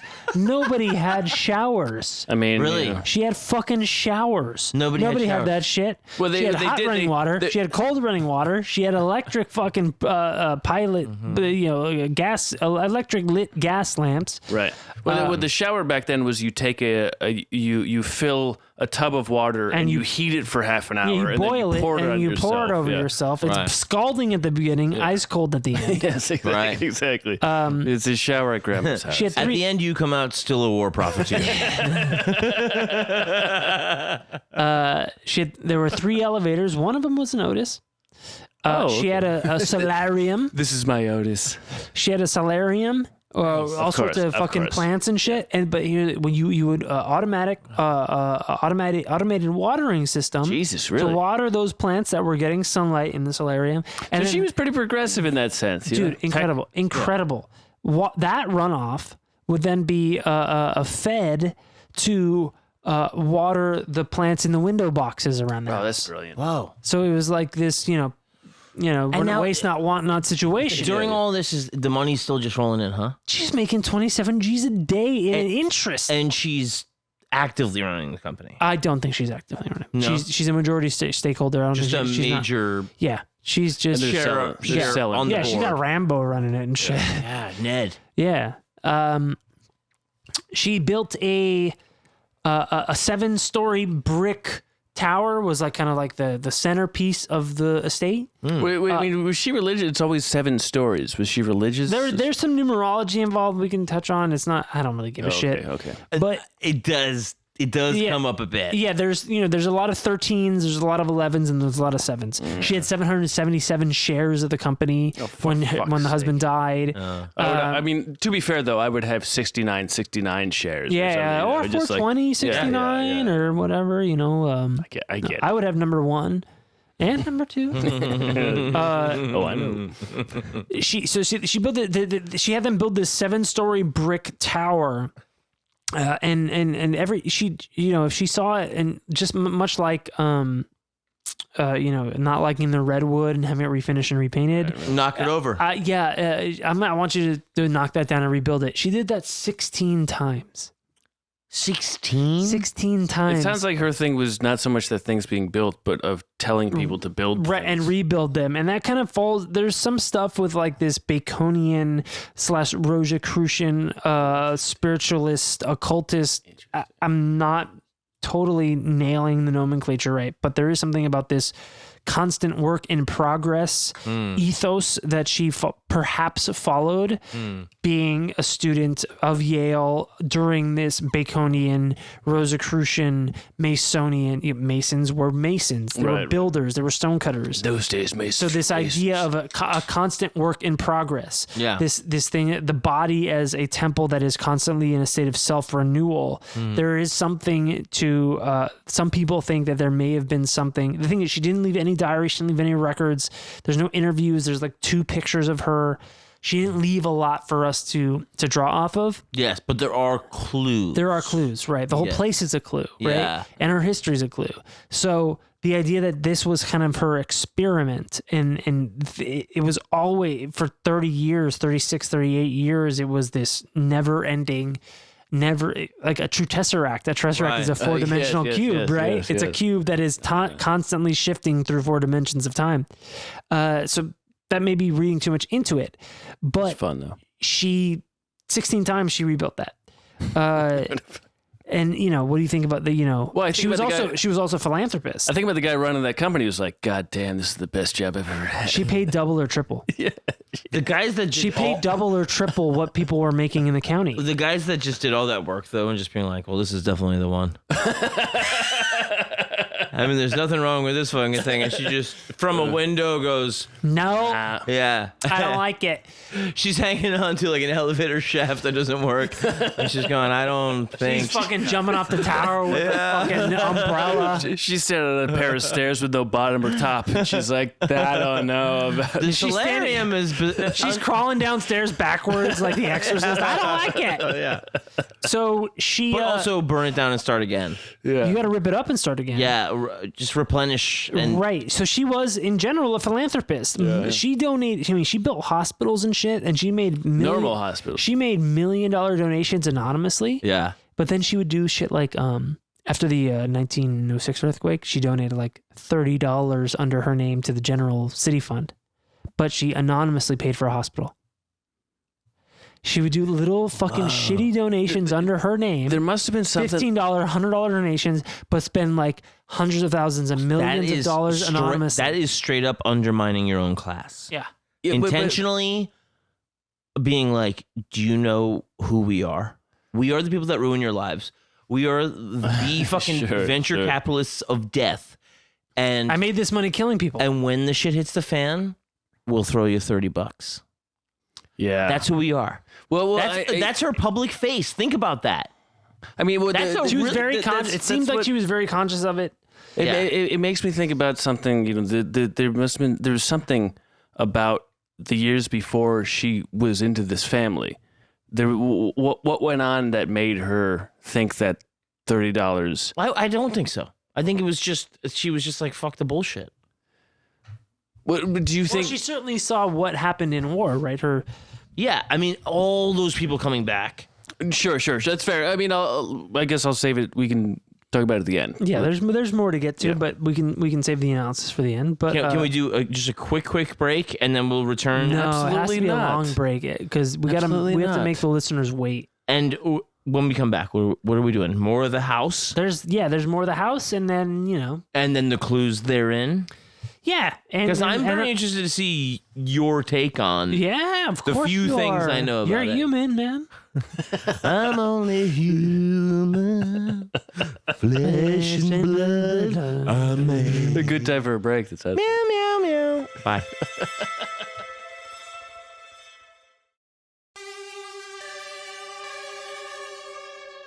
And we're back.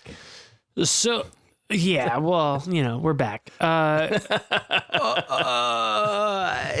Back in a USSB. We're back. So I mentioned that she was a bit of a philanthropist, and that she, I believe we recorded this, that she would make giant donations to build a hospital but also anonymously, $30. but then she would do like the very anonymous, or rather she would do the very public donation of $30 to the general fund or whatever. Right.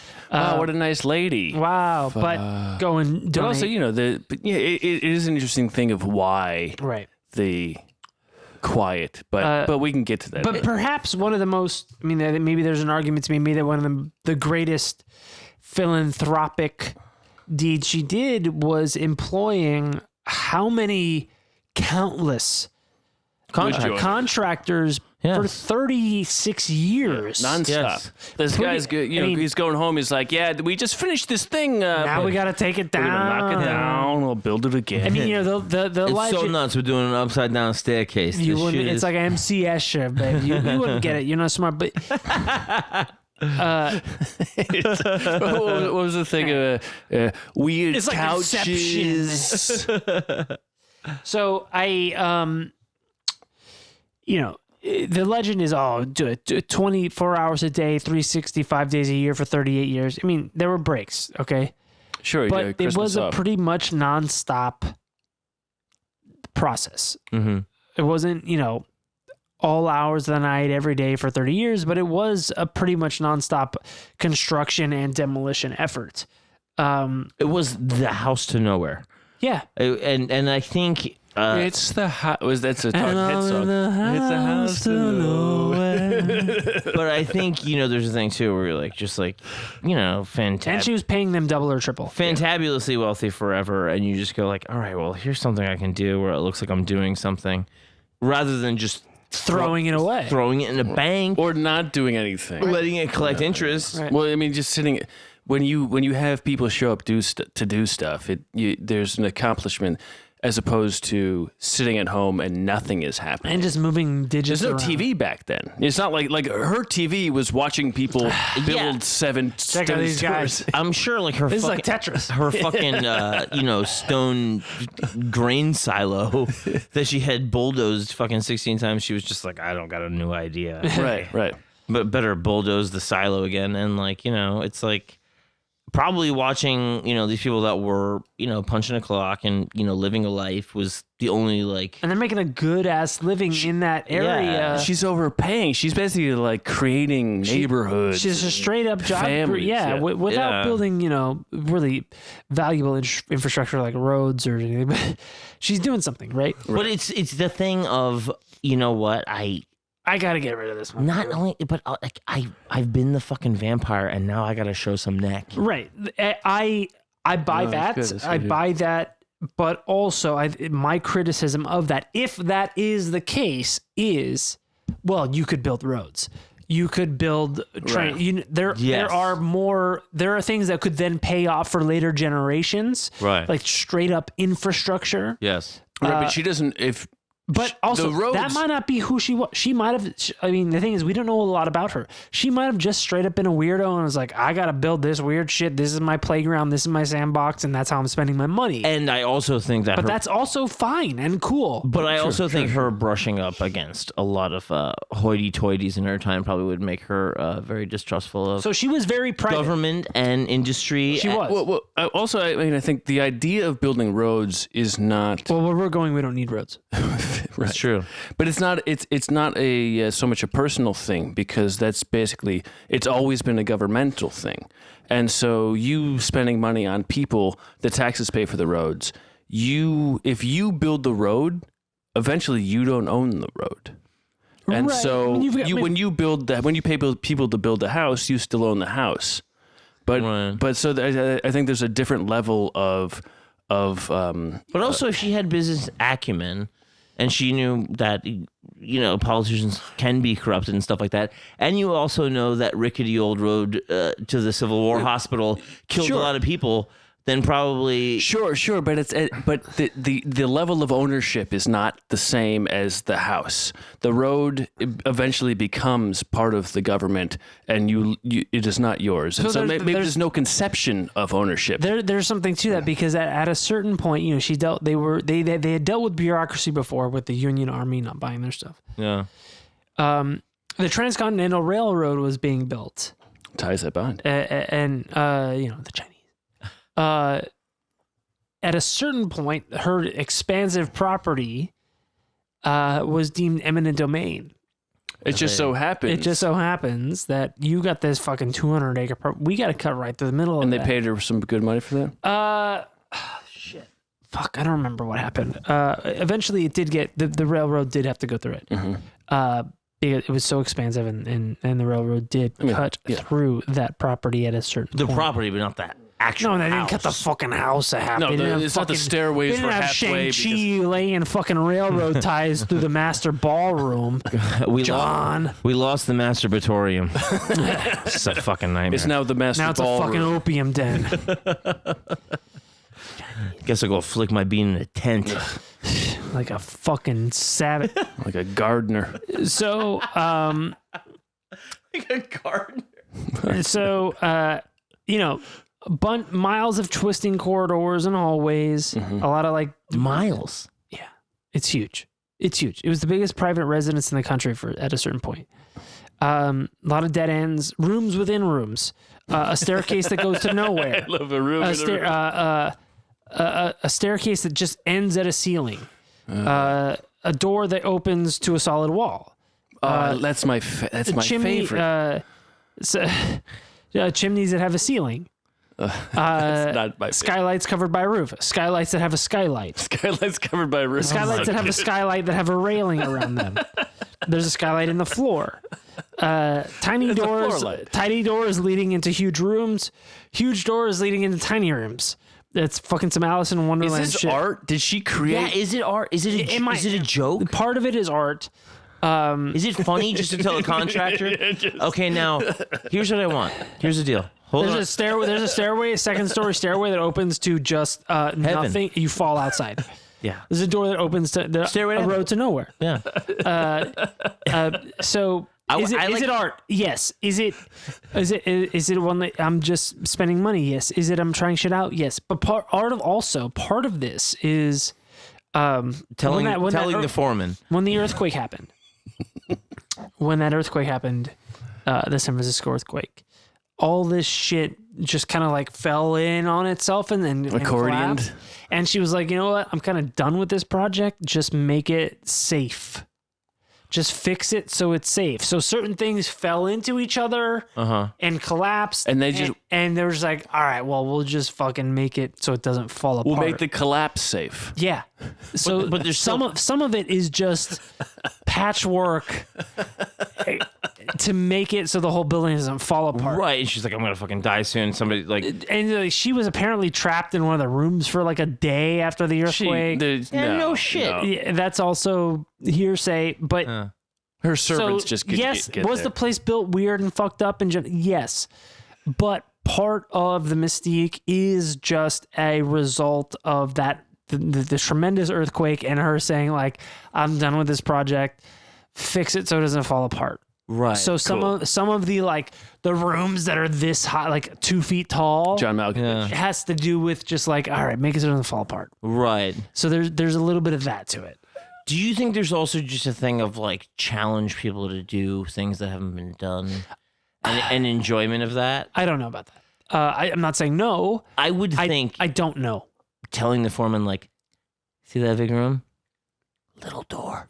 Was she a drinker? Or is No, there she had arthritis. Because I imagine like someone who's just like she had arthritis, and so there are like there's staircases with like tiny steps, like just steps that don't they're just tiny steps. Yeah. So like that's good. it's like steps for like a person with short legs. Almost a ramp. Right, it's basically a ramp. Nearly a ramp.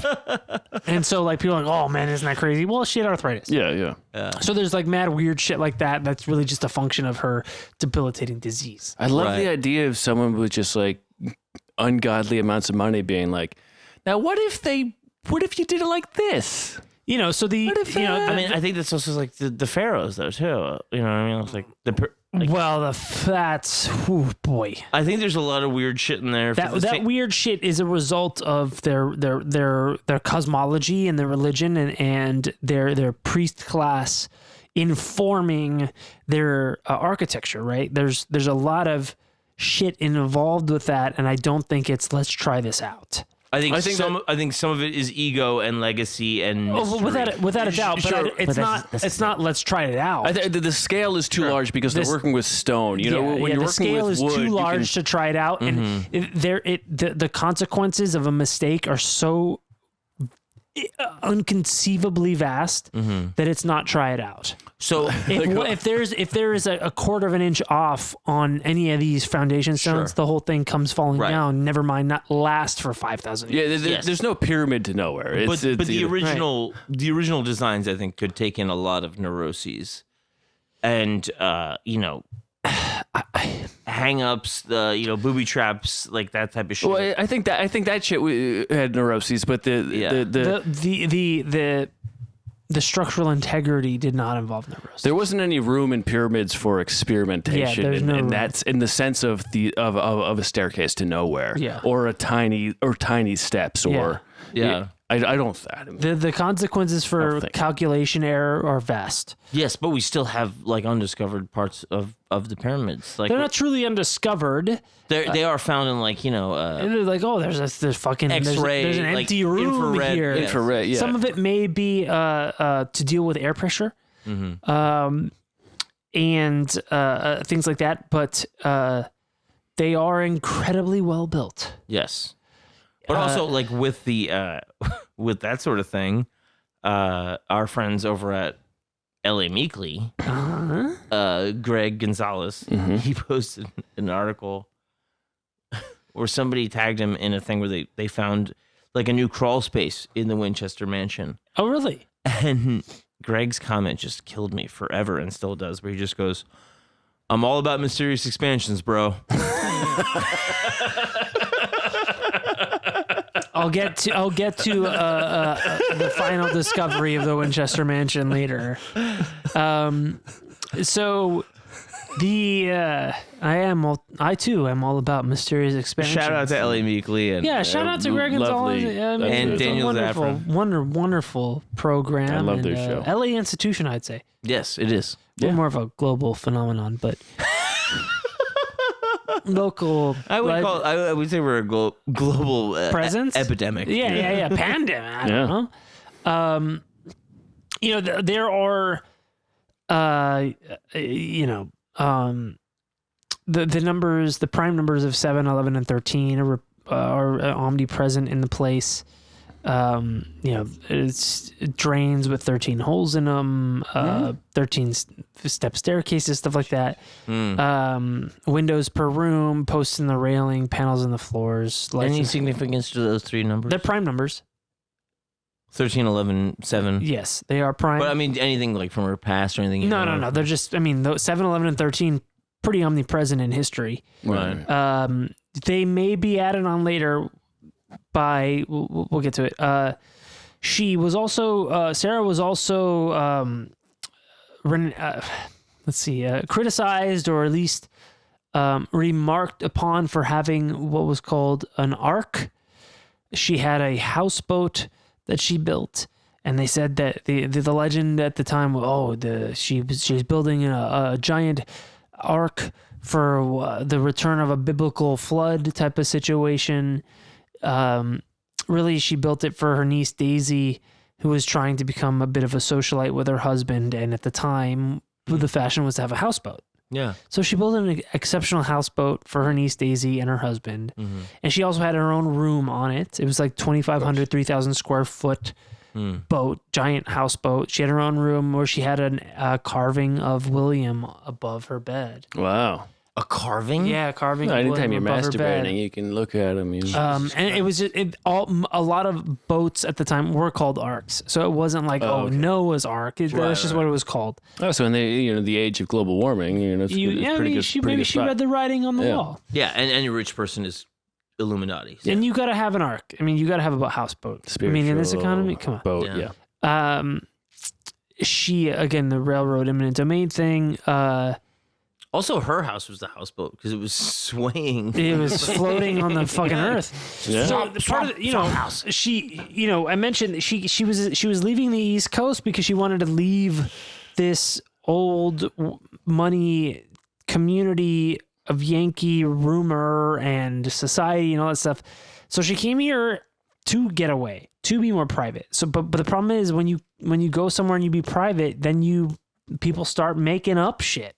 Well, especially when you're paying all the carpenters fucking three times the rate. All of a you're sudden, taking all their workers away. Well, all these people are coming in, and now you're building a city because all these people are making bank. And all the rich people are not being able to fucking get their normal workers, right? So when you're not interacting with them, they then will the medium is rumor. Yeah, yeah. So that's where all this stuff about her being a weirdo came up. Yeah, and they run the newspapers. All the rich Albert people, Kuhn's guy pretty much didn't exist. Coral Castle, same thing. All this bullshit of her being a weirdo into spiritualism wasn't. I mean, her longtime, maid or servant or something. She wasn't into that bullshit. She wasn't into spiritualism. There was no seance room that she consulted every night. Yeah. She didn't fucking play Ouija boards. Right. Yeah. She didn't go in and come out with plans. She just wanted to try shit out. This was her sandbox. No way. Yeah. This is like the main butler. She had a housemaid. It was a woman. She also had a woman. Her personal doctor was Dr. Euthanasia Mead. Get the fuck out. She had a female doctor. It was named after drunken abortion? Yeah, her name was, a euthanasia is not abortion. It's any sort of compassionate death. At 525 South Winchester Boulevard, she spent $71 million of today's money working on that house. Just to go over some of the numbers. 950 doors, 10,000 windows, 40 stairways, 52 skylights, 47 fireplaces, 6 kitchens, Slow it down. 3 elevators, 2 turtle doves. and 5 golden rings. Wool insulation, some of the electric gas lights, electricity, indoor shower, which we talked about, indoor plumbing, hot, cold, running water. There was none of she really wasn't into the spiritualist thing. It was pretty much hearsay from the local the neighbors. Yeah. I mean, not really neighbors. It's acres and acres of distance between you and the other landowners. But Right. you show up, you're a new person from the East Coast. You start spending money, hiring all the other workers away, and building a weird ass house. They start making shit up about you. Spiritualism was also a thing you could just say about people back then. Oh, because yeah. It was kind of like this weird. Yeah, they're thing Scientologists. around. But, it's just something you can say about them. And the ironic thing is that like in California all the time you'd be like, oh, here's those hippies from New York. Yeah. You know what I mean? Beetlejuice. Yeah. Exactly. It's like a thing where you go like, oh yeah, they're bringing all that fucking bullshit because that was and then like, oh, they're not bringing that here too, are they? The legend is that she built all these fucked up staircases and doors to nowhere to confuse the spirits of all the people that were killed by the Winchester rifle and all that stuff. And that's not necessarily the case. Is there any indication at all that she did any of this shit out of guilt of where her money came from. I don't think so. Maybe just spending it. Maybe, perhaps I got the kind of Warren Buffett and a lot of the billionaires that have that pledge of we're going to spend all our money before we die type of thing. Maybe, but there was no indication that she was trying to trick the spirits by having staircases to nowhere. No, yeah. It seems to be that she had a social conscience and she tried to give back, according to her biographer, that she was just trying to give the money back to the community in one way or another, whether it was anonymous donations or employing people to build this never-ending project. But, at a certain point after, when she died, after, working on this house for 38 years, when she died of congestive heart failure, I believe, she left so much shit to her niece and family members, but the house was not in the will. Oh, interesting. So the house had to get auctioned off. And then that was split up amongst the family members. And so, but the house was all fucked up. It's got staircases to nowhere and doors that open into walls and skylights upon skylights and shit. It's all messed up. So it was auctioned off for like $150,000. No shit. And this family, this company bought it, and then it was leased to this Brown family, and then they eventually bought it. And I believe this Brown family, they had made money making amusement parks and roller coasters in the Midwest and East Coast, and they were into this marketing type of shit, and so they built this brand around the Winchester house as being the attraction. The attraction, the haunted house. It makes perfect sense. The people who worked with these, weird experiences in theme parks are adding Mystique. Not only that, adding an extra. Let's say the chandelier had 12 candles on it. Right. Let's add a 13th. Yeah. Yeah, man. Let's add an extra stair to the staircase. Now it's 13, and so like adding all this shit to it. Yeah. When did she die? She died. 9/11, actually. Yeah. It's the craziest thing.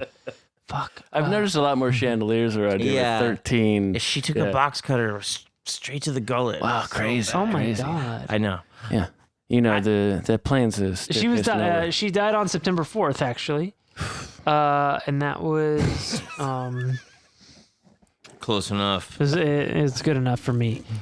She died on the 4th of September, 1920 something. And that was the day that the music died. schools started again after the summer. In the world.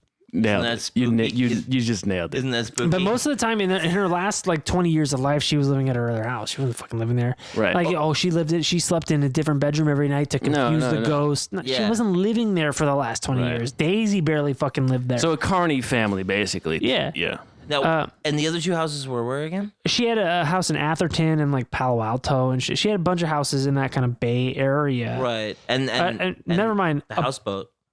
Right. The Ark. That boat can be anywhere.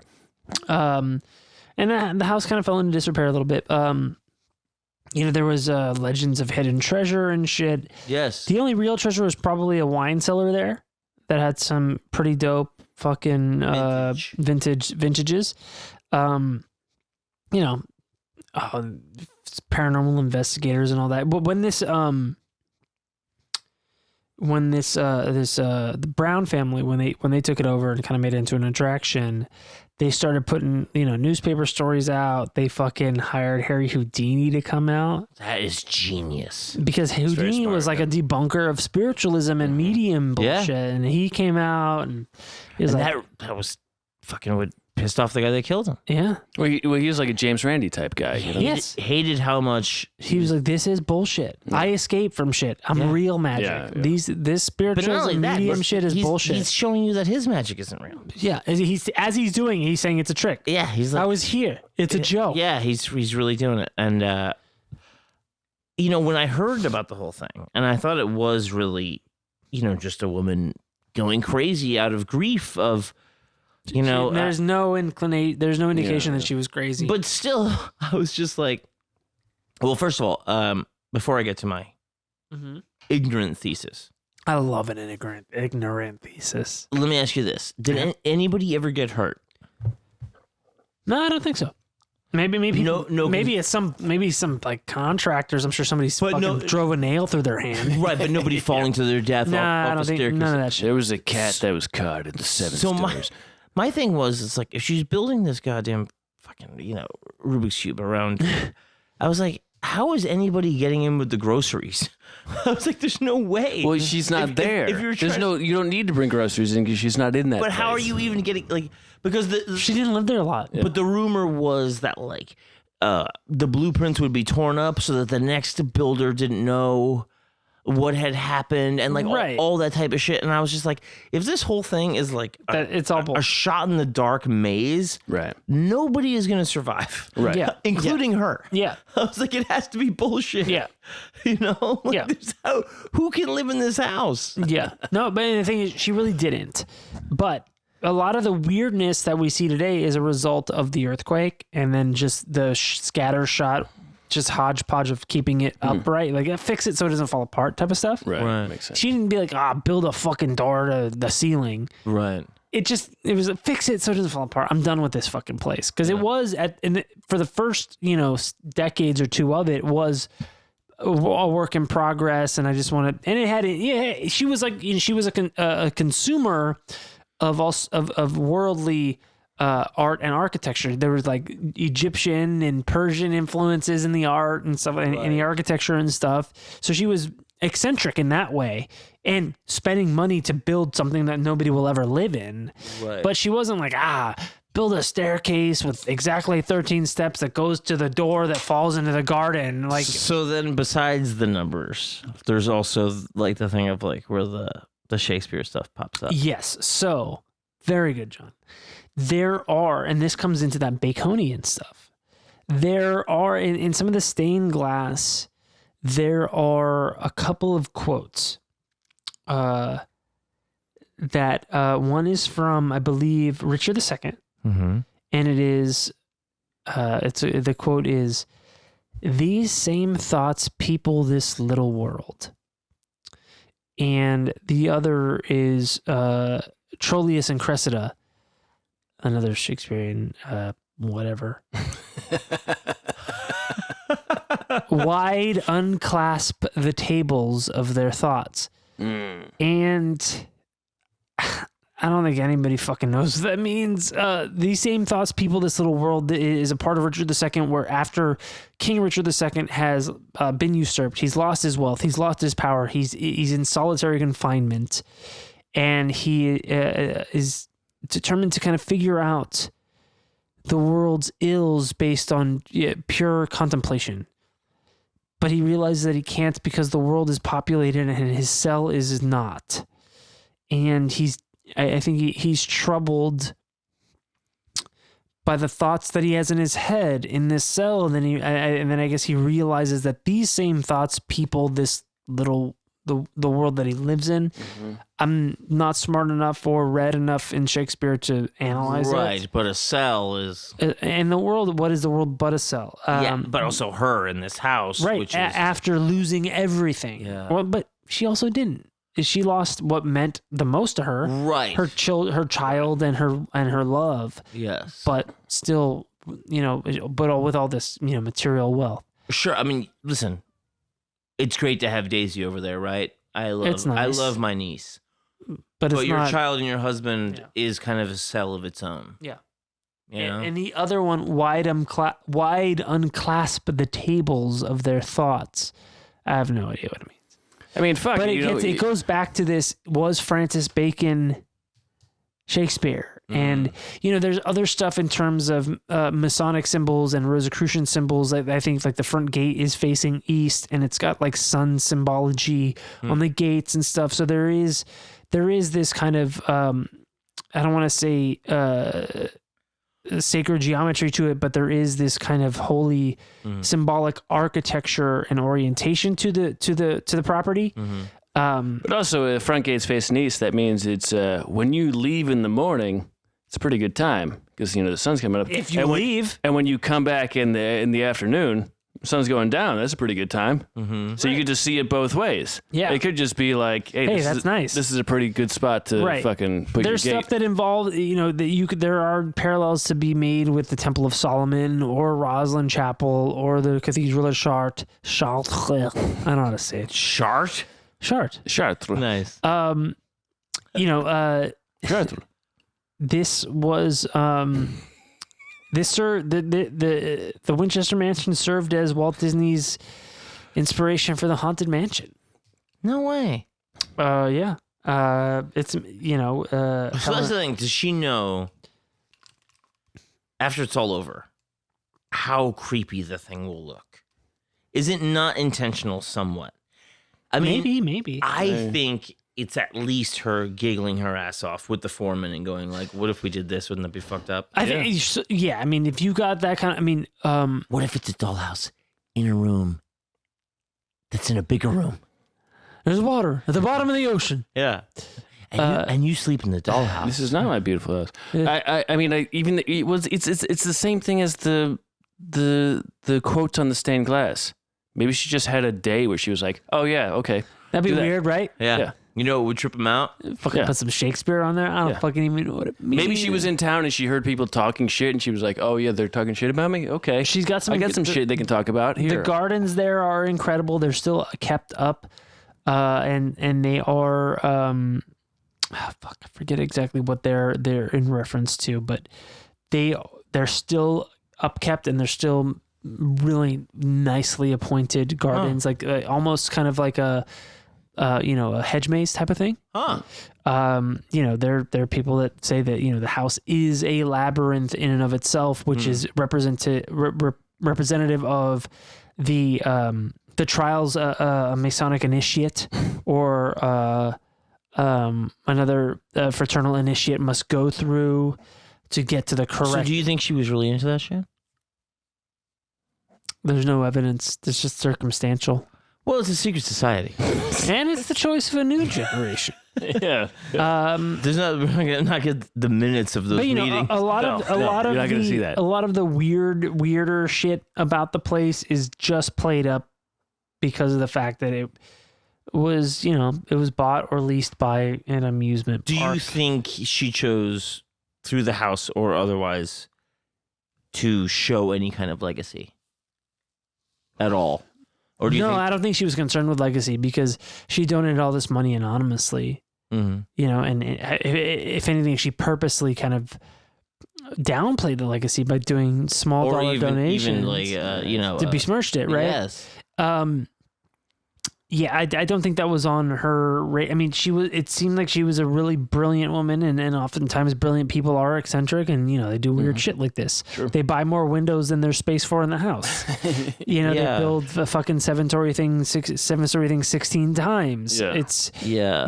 She definitely was eccentric and a weirdo. I don't think she was into like the spiritualism stuff. I think it's more likely that she was mad into Masonic stuff or Theosophical or Rosicrucian stuff, like the Georgia Guidestones or whatever, but not. I don't think she was into mediums or seances. I don't think that was her cup of tea. I think she was way too rational for that. It seems a little bit like it's making fun of wealth almost. Right, the absurdity of opulence. What I can do. And here comes C. I was just thinking, because we know so little about her. What if she had just this insane sense of humor? I know. That's what I'm thinking. Like I said, her laughing her ass off with the foreman. Just being like... So here's the thing. Yeah. If she had this crazy sense of humor. Right. She was mad eccentric. But that's what they... back then, they'd be like, she's eccentric. But today, we'd be like, oh, she's just really funny. She still was who she was, which was a grieving widow and mother to a dead child. Mother of a dead child. And there was a hidden safe, big safe found in the ballroom. Ooh. And it was this like Geraldo opening fucking Capone's vault type of situation. While we're here, we're about to open it. Now what? This thing's probably got the chemical weapons from Iraq. It's got Jimmy Hoffa in there. I don't know why he talks like he's just got to air his whole fucking mouth out with that dumbass fucking mustache. It's because it's full of shit and he can't stand the fumes. So they get into this giant vault in the ballroom. It's hidden Fucking giant vault. asshole. They open it up. I hate that piece of shit. So do I. Yes. They open up the vault and it's a lock of baby Annie's hair. Yes. Whoa. And this is the inspiration for Citizen Kane. Right. And, well, Hearst is really. Hearst. No, I know. He's being a cunt. No, I know, but also like that little like the Well, Hearst. The memento. Hearst is also down the road. the memento of, of a thing. The Rosebud, yes. Yeah, it's true. Well, it's not a rose butt. There was Hey, bud. something else, like maybe letters from William or something. I believe there was something else that was just pure sentiment. Yeah. I don't know exactly what the memento is, but But yeah, they were chomping at the bit to get to this fucking safe. But in this safe is not anything that it's worth anything to anybody gold else. Bricks. You know, it's not the fucking plans to the pyramids or the fucking Sphinx left paw. It's stuff that's worth it's her to baby. her. It's a lock of her dead baby's hair. This is stuff that has no meaning to anybody else, But no her. worth to anybody else. Yeah, though But those the whole place could have been just a labyrinth, and at the center of it, the treasure was a lock of her dead baby's hair. I mean, that's the thing, is that I do think she's making fun of That sounds hilarious. It's like capitalism. Yeah. Where she's going like, you want to see a treasured possession? like Sierra Nevada. Here's this. Yeah, you she's want like- to see what a real treasure is? Yeah. Yeah. I got one for you right here, Yeah. and it's only worth anything to me. Yeah. I mean, you know, look at you falling down my staircases to nowhere. You fucking You dumb idiot! fuck. You're fucking inceptioning up these staircases. usually it fucking takes nothing. It takes some sort of intelligence, that's a good joke. That's a very good joke. pinwheel in Inception. It's the pinwheel. Yeah, but I don't think Doesn't mean anything to anybody but him. I don't think it's a joke. I think it's No, I don't Well, think you it's were here, It's not and a it's a joke to joke. her. It's not a joke to her, but it's a joke on the public for Yeah, sure. right. Yes. Thinking like, oh, here's all this extravagant wealth. There must be something. here's the most important There thing. must be something buried underneath. Like she must be, so into creating this labyrinthine thing. Like and it's just like, no, she was just fucking around. No, I mean she has more money than God, She's fucking and around. so to her she's recreating. She's building a virtual world almost, but And it's she doesn't value physical. it. She's playing Minecraft in real life. Yeah, fellas. exactly. All Exactly. she values Exactly. is that hair Yeah. and those letters and that. And it's just like, that's what, like, I make, whatever, what'd you say, like 27 grand a day? Like, it's like, fuck money. I don't care. You know what I miss? Should I move forward? Is my fucking, yeah. is my kid and my Yeah. late husband, Yeah. Yeah. Exactly. Damn, I think that's Yeah, it's pretty well, and she's a character, and also to like, a historical revisionist type of fiction, like League of Extraordinary Gentlemen type of stuff. She's in video games as a character. Yeah, they made sure, that sure. movie with fucking what's her shit, Judi Dench, I think. Helen Mirren played her in Winchester, which is kind of this thriller. Oh, right. Helen Mirren did that fucking movie? Yeah. She's in a couple video games. She's in a couple of novels. She's kind of this.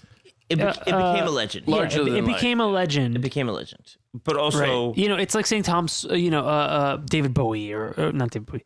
What Bowie? Who was the Bowie knife guy? Jim Bowie. yeah. Jim Bowie or Tom Sawyer or Huck Finn. These. Or Davy Crockett. Folktales. Yeah, folk hero type of stuff, and that's what she's becoming, right? Eventually, Mike Tyson will become a folk hero, and people will remember his name for eons. But also, I mean, maybe, I think, as illustrated by your profile, which was very good, Aaron. Yeah, I really enjoyed this. I think the kind of folk hero. Well, I bought a gun. Yeah, it starts there. It always starts there. I bought a gun. the folk hero she could have been. Which Based on it is reality. the folk hero that she is, right? I think it would have been better. What do you mean? You I'm not sure what you're saying. I'm saying if it was more based on reality, it'd be certainly, a better folk hero certainly. than the The creepy cursed- old lady who built a house to nowhere. cursed woman who's fear led her to She went insane. She went insane. defy the ghosts. Yeah, you know, the guy that bought the place turned it into a side of the road attraction. Right. Yeah. And that's fine. It's fine. More people have heard of her because of it, but they've turned her into a caricature of who she was. You know, More importantly, Aaron, and I think if this happened to you or I, if that was our legacy, it's a nightmare. we would be like, you know what? Come on. No, we would be like, we would be most offended by that you took away You perverted it. our power. Well, humanity. You perverted it. All of this was our choice, and instead you made us a victim of ghosts. Get the fuck out of here. No. I mean, a lot of. I mean, we talk about so many of these profiles are. It's basic humanity that anybody could be in that situation. Mm-hmm. And what happens when you're in that situation, and because of what the guy has done with, Well, like what, you know, what happens to Robin Hood? You know, Robin Hood becomes this whole fucking. He becomes a cartoon, right? Or what happens to a lot of these historical characters that then become Disneyfied. Mm-hmm. You know, is there something?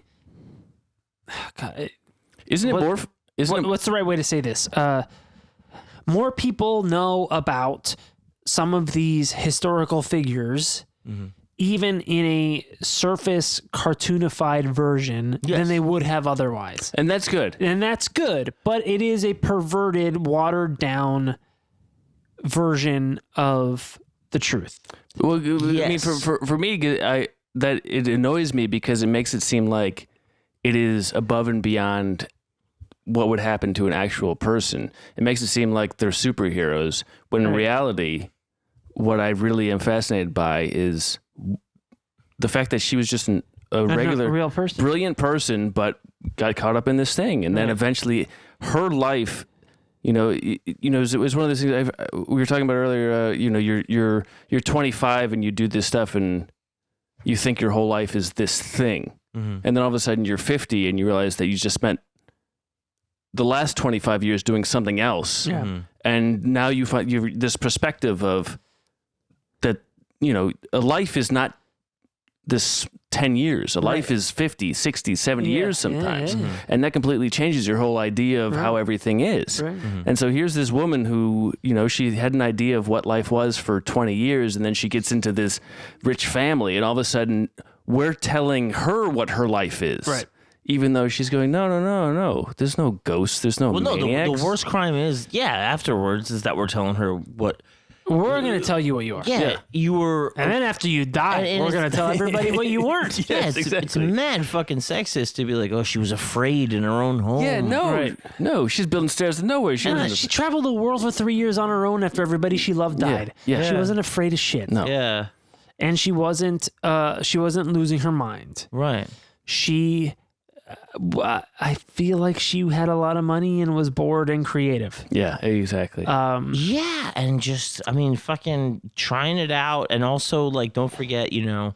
How many people play fucking The Sims or Minecraft and are like, I don't know, fucking build a tower to the sky. I don't like it, tear it down. Yeah, what would you do if you could do that in real life? I don't like it, tear it down again. And it's still also, like, don't forget, like, California's still fucking pure frontier country. Yeah. And it is a place to start over. And you can work 365 days a year. Like, it's not raining.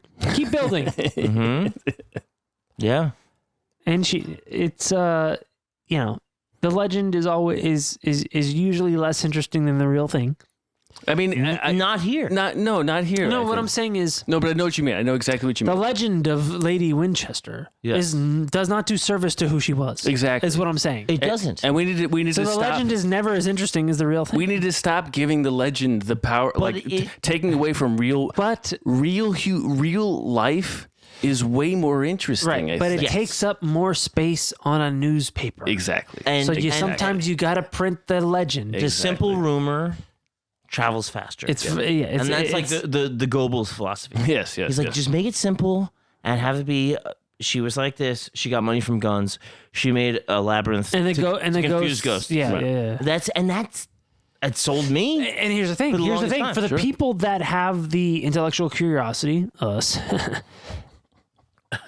we would not have heard about it if not for the legend. Yes. And if you have the curiosity, the appetite, the desire, the intellectual wherewithal, us, to dive into it, then it served its purpose.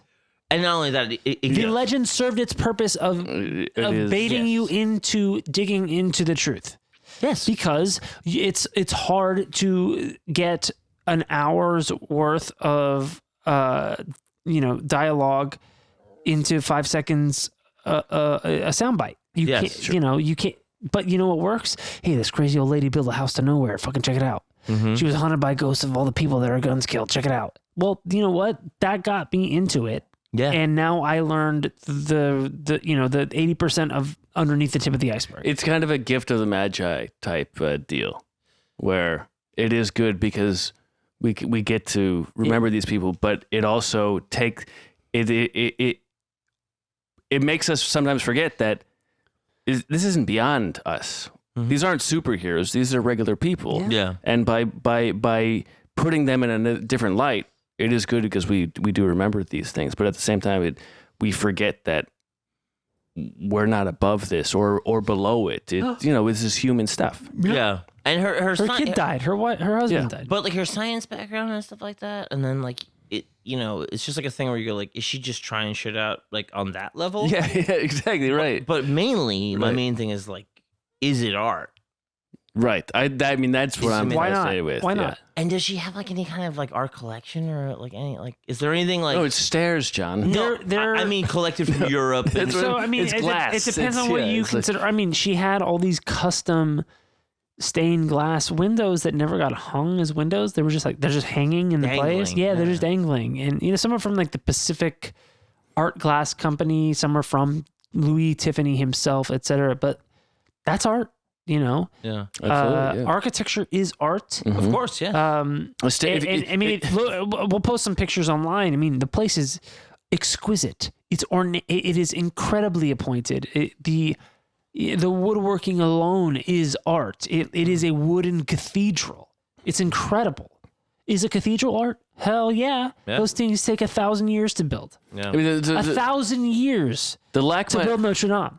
I thought, yeah. It's going to take And to another keep it. fucking 80 years to fix what happened in that fire. Yeah. And this is 2020, and it's going to take 80 years to fix that. They're not done building Sagrada Familia in Barcelona. They're not done building Sagrada Familia in Barcelona. And Generations. it started 100 years ago. Some of his grandfathers started yeah. it, and they generations to build these places. And that means segregated families. Yeah.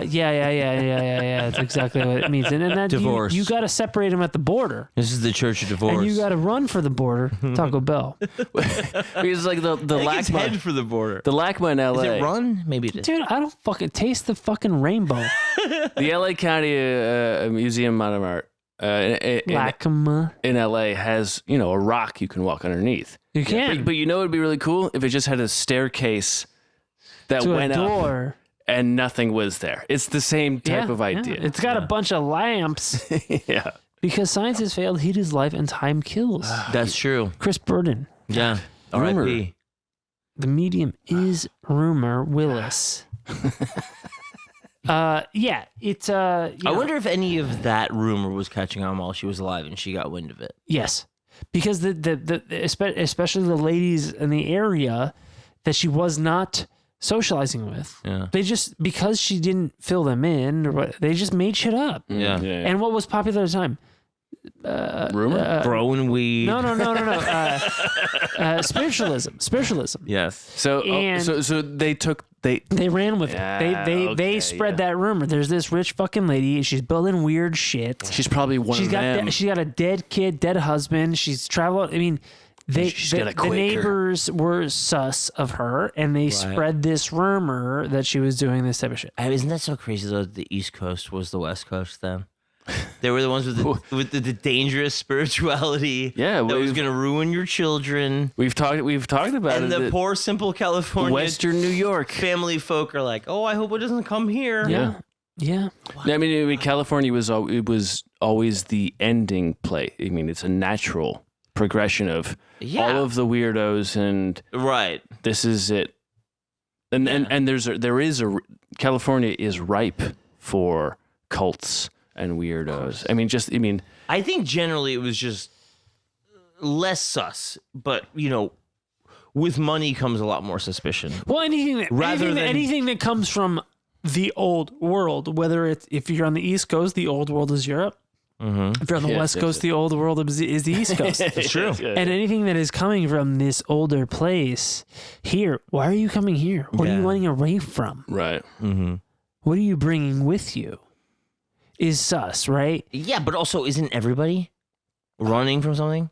Of course, bringing something with them. But Even in relation in Alaska, of course. But the sus is directed on whatever you're running away from, wherever that place is. So if you're in California, what you're running away from is the East Coast, and what are you bringing with you? If you're on the East Coast, you're running away from Europe, and what are you bringing with you? Right. So it's all relative. Especially what I'm getting at. That first generation, especially right? After everybody moves to the West Coast, that first generation that grows up here, and they're like, oh, I belong here, with totally disregarding the fact that their parents fled the East Coast to be here to do some shit, right? And here comes this woman with a ton of money, and you're like, oh no, I don't think so. I don't know.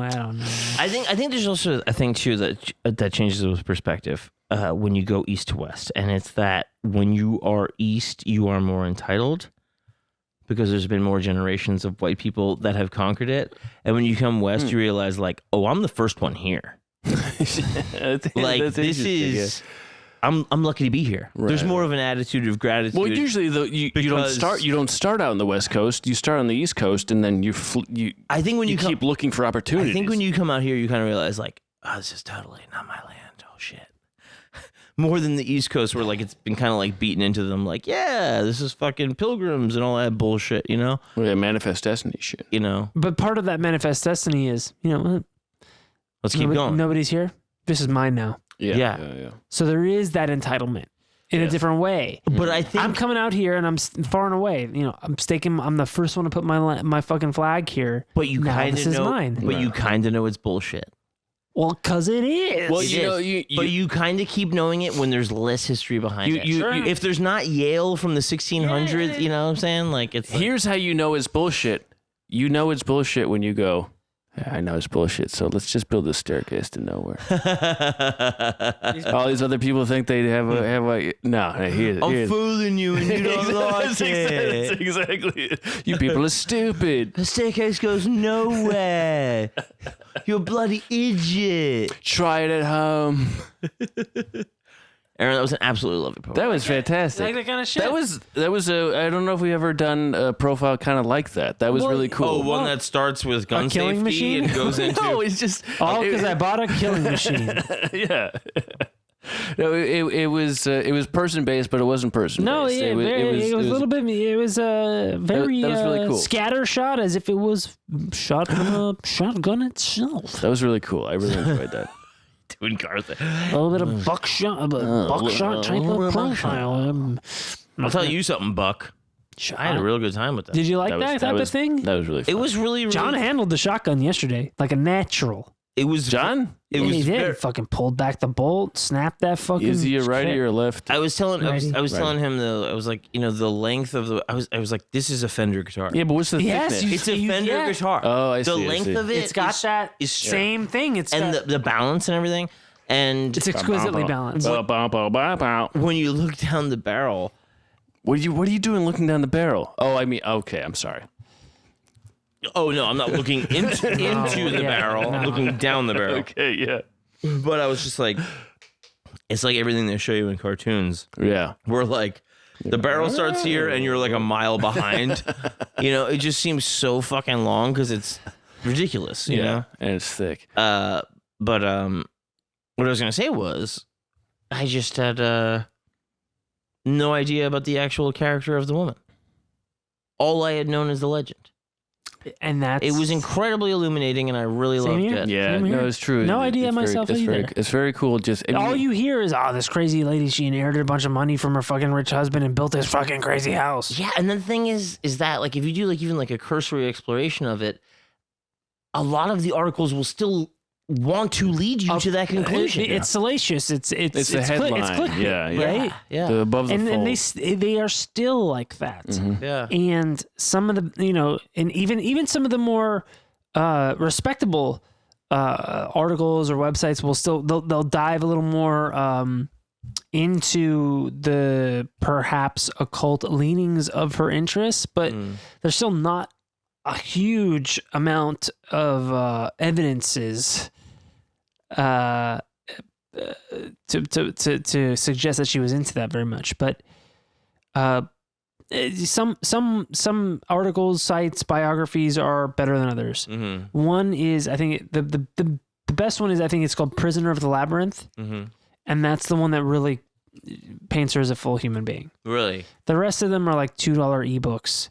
Yeah, and it's just like when I was, I got the last rundown I got of it was from Shatner's Unexplained on Hulu. Right. And when they went into the stuff about the Shakespeare dialogue and stuff like that, it was just like I was thinking to myself, wow, this is so narcissistic to think that this is about you, Right. and not just passages she liked from pieces of art. Well, I mean, and you think it's part of a guide to the like. Yeah, if I put a fucking Tarantino quote about, garages and storage on my bedroom wall, that's not an indictment of it. I just thought it was a really cool quote. I mean, that's the thing I'm talking about when we talk about making these people superheroes. It's just a basic human. Right. Also, not even superheroes. Yes. It's godly. It's idolatry. Yeah. It's idolatry. Oh, what did he mean when he said this? Well, maybe he just didn't like fig trees, dude. Why did he always mention Tacoma? Maybe he took a really good shit there, and it just like always resonated with him. And it's just this thing of like, who says you need to find the Grail, man? Yeah. And who says she knows where it is? Yeah. I mean, it's something another thing I think we should talk about on the Patreon. But I kind of love when there isn't any more information on someone. Yeah. When this is like, this is all we know, and this is all we'll ever know, and all that's left is people just be like, well, what does it mean? And it's like, who the fuck cares? With Sarah, there no diary entries, no interviews. All there is firsthand accounts and the house. Yeah. Nothing else. And that's pretty nice. For all us fucking assholes, there's every Instagram post, every fucking Twitter, even deleted tweet, deleted fucking MySpaces and shit. Right. It's so embarrassing. It's so fucking embarrassing. These people that died all they left was a fucking Shakespeare quote on some stained glass. They're so lucky. Awesome. Yeah. They're gonna find in a fucking million years. They're gonna find some idiotic MySpace blog post I posted about being able to beat somebody up. When I was 19. Yeah. And how cool Dane Cook is. It's fucking embarrassing. Yes. Embarrassing. But shameful. I think that's the thing is there's some I guess it's egotistical to. I wish I would leave little enough of a full footprint for people to think that I was a genius. to build myth. Yeah. And this thing I think Too is late. when we talk about fucking when we talk about some of the shit about Damn it. when we do like a fucking jukebox and we're talking about on Patreon when we're talking about Dylan. Right. It's like he's almost every time he does anything he's like, well, there's got to be some bullshit about it that is fake. Yeah, I mean, somehow he's still been able to become a myth, like so prolific, yet still mythological. Yeah. And that's a real. That's an intentionally. It's admirable how well he does that because he's so prolific in not only just in his art, but I mean he has plenty of interviews, plenty of poetry, plenty of on the record statements. Yet he is still enigmatic. I mean, ever since he began, he was like, I joined. I was in a circus, and it was like, you went in a circus. So everything he's done has been to. But also, like the people that he would be fucking like emulating are all like the old blues guys. Were like, it's all legend. Yeah, it's all going down to the crossroads, right? And the devil teaches you how to play the banjo. All right, start with the G, and then you're like, okay, so it's all like. It's just like emulating that sort of thing. Yeah. But it's just amazing that he's still kind of able to sort of succeed with it in the digital age. Yeah. And now he's Vincent Price. Yeah, he basically is. Yeah, he's fucking making metal sculptures and shit. All right. Should we fuck off? Yeah, Let's fuck off. this is You lot like of, it? lot of fun stuff. Let's go shoot this gun Yeah, let's shoot now, right now. right now. I got a balcony. 12:42 in the a.m. Well, if you're just joining us, it's Shoot a gun. dawn of the revolution. Listen, man, you got to balance out these fucking psychos that got all the guns. Yeah. You got to have some reasonable perverts like us that know how to fucking fire the shit. Yeah. And I don't care if you fucking think we're psychos. Well, we got the guns now, so We have a gun 3, now. 2, 1. But, 4, and 5 right here. I really, really enjoyed that. I'm glad. I want you guys more than anybody. I want you guys to enjoy it. It's so cool to see it once you know more about her because it's just agreed. It's really good stuff. I'm gonna say goodnight. My name is John Fahey. My name is Aaron Pita, and I am the gun master. Matt Brousseau. Good night, everybody. We love you. Right.